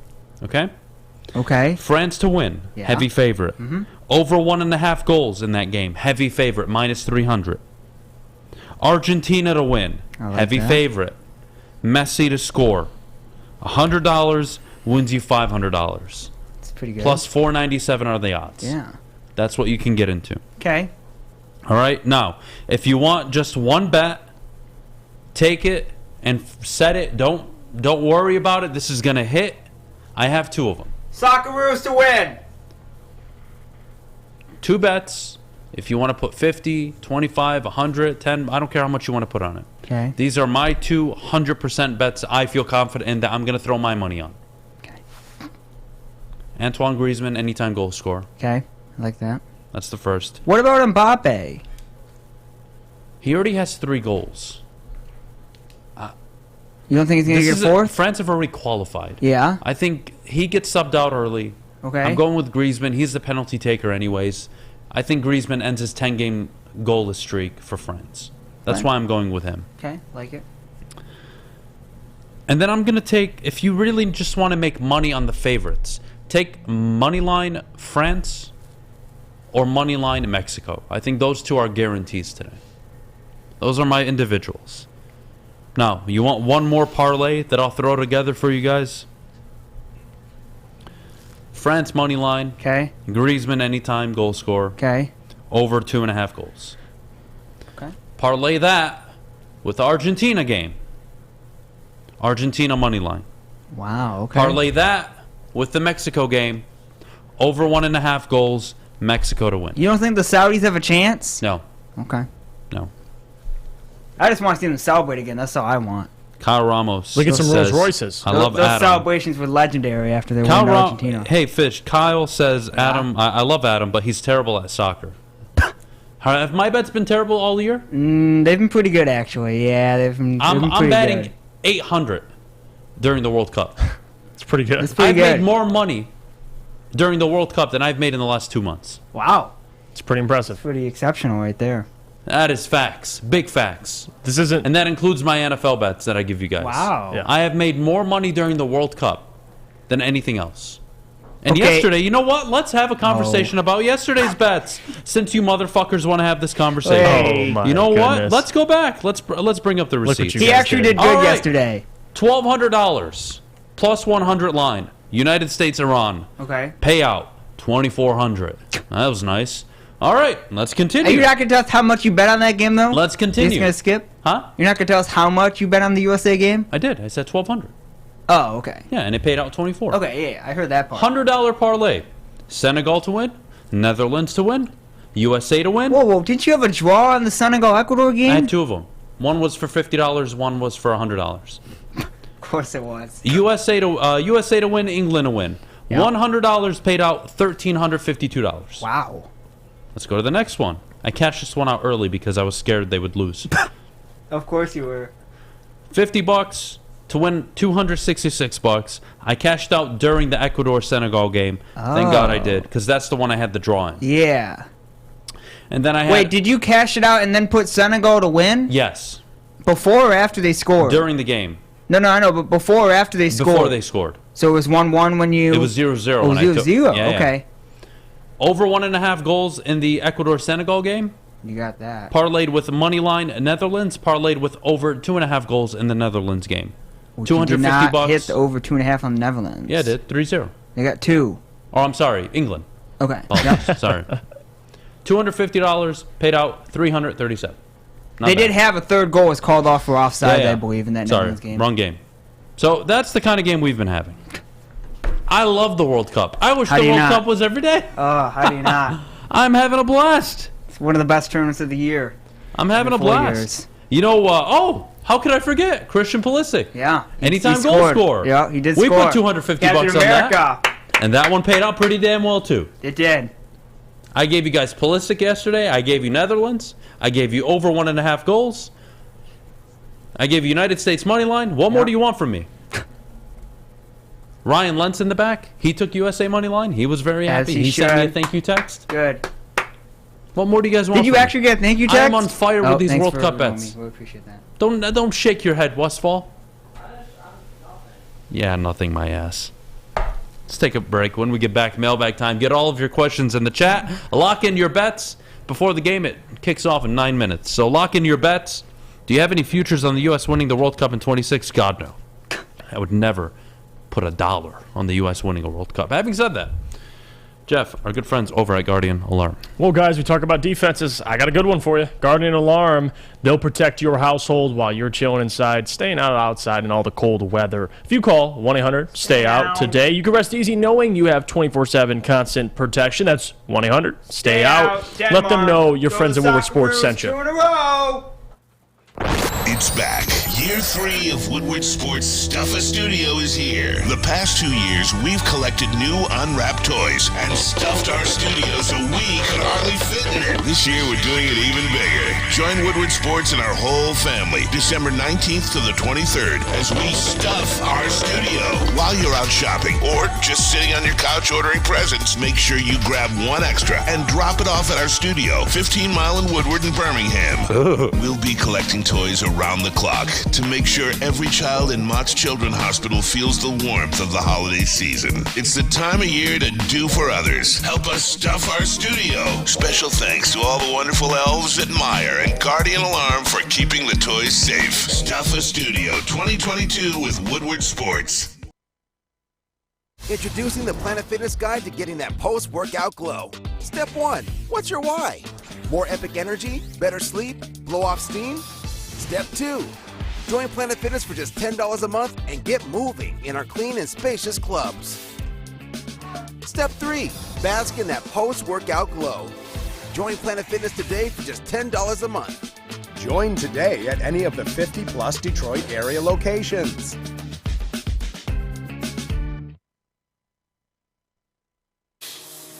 It's a great day to get some Centron in your life. Okay. There it is. Centron, here we go. Gotta grab the cranberry. Oh wait, it's 2 for $4. Gotta double up with the classic as well. Centron World, baby. Centron, available at select Krogers, and if you wanna know how, go to @CentronWorld.com. You get dope like me. You know what? Why wait?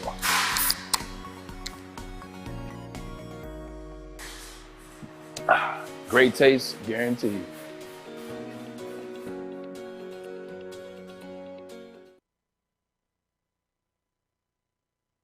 Make sure you download the Woodward Sports app in the App Store and the Google Play Store today. Take Woodward Sports with you wherever you go and listen live on your phone or mobile device.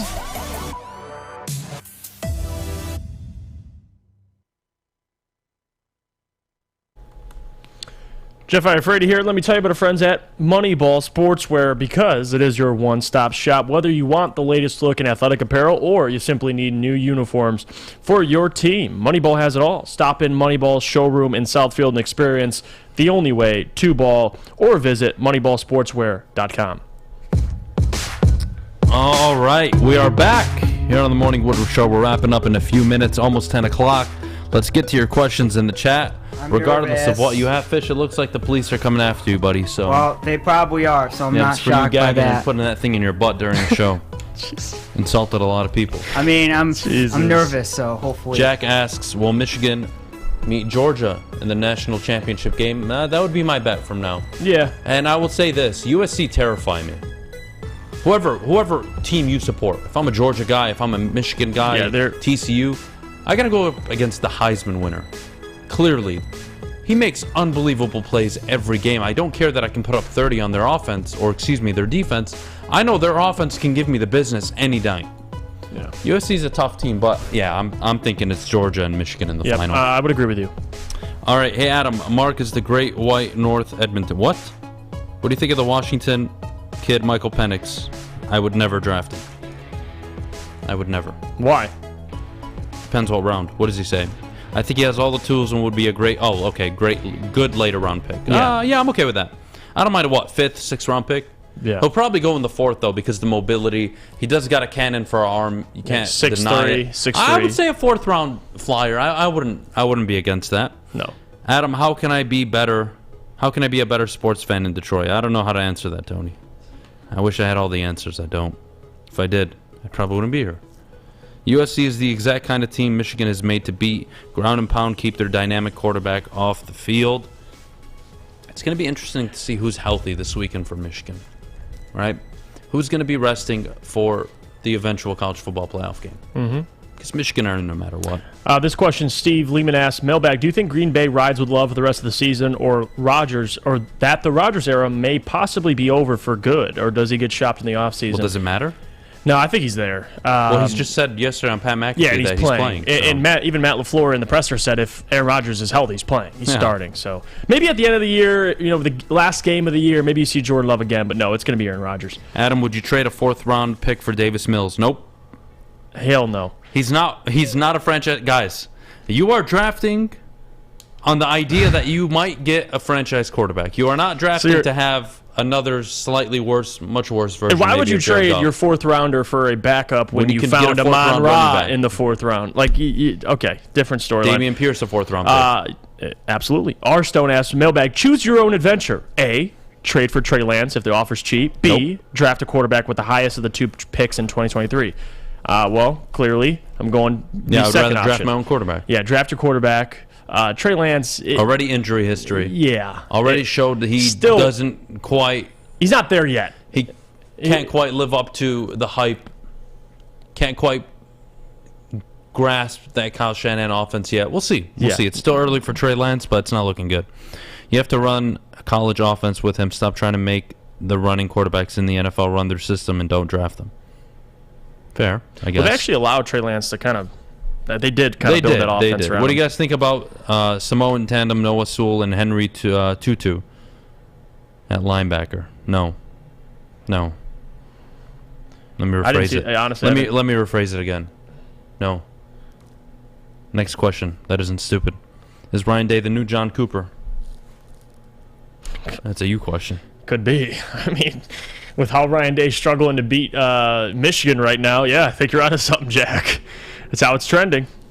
Michigan, we'll see. We'll see how Iowa State bounces back. What do we got? Mailbag, if Michigan's going to run the table.